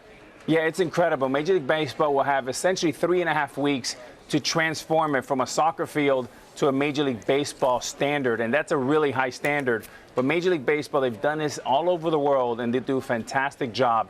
One thing about Rob Manfred, our new commissioner, who just got voted unanimous as the commissioner to 2024, we have tremendous leadership. He knows how to lead. He knows how to grow the game. London is so important to us. And the fact you're going to have the Yankees and the Red Sox with some of the greatest players, the Red Sox just won a world championship. I think the people here are going to love it. Yeah, it's a 2-game series, isn't it? And do you think these decisions have been made based on the success of the NFL coming here and NBA basketball as well? And now baseball is thinking, OK, well, you know, they've come to London, they've come to the UK, and the fans have enjoyed it. We need a bit of this ourselves. I certainly think that being third is actually an advantage. NFL's had a lot of success, the NBA, like you mentioned. But I think third time is a charm, and I think, you know, I think we could be best in class and really learn from their best practices. But I think, again, Yankees, Red Sox is such a natural fit to London. I mean, 2 of the greatest cities in the world. And I don't know, I'm just very excited. I wish as a player I had this great opportunity that Rob Manfred is leading us to, because playing in London as a player would be an absolute dream. But I get to come with Fox and ESPN, major media coverage. I think this has an opportunity to be a Super Bowl global type event, that this is the first of many, many years to come. OK, Alex Rodriguez, lovely to talk to you. And we'll see you back in London on June the 29th and the 30th. 2-game series, which will take place at the London Stadium, as A-Rod was telling us there, next year. A-Rod, Mo Farah. That was today. Tomorrow, Mumford & Sons. Oh, come on. We'll see you at 6. Have a lovely day.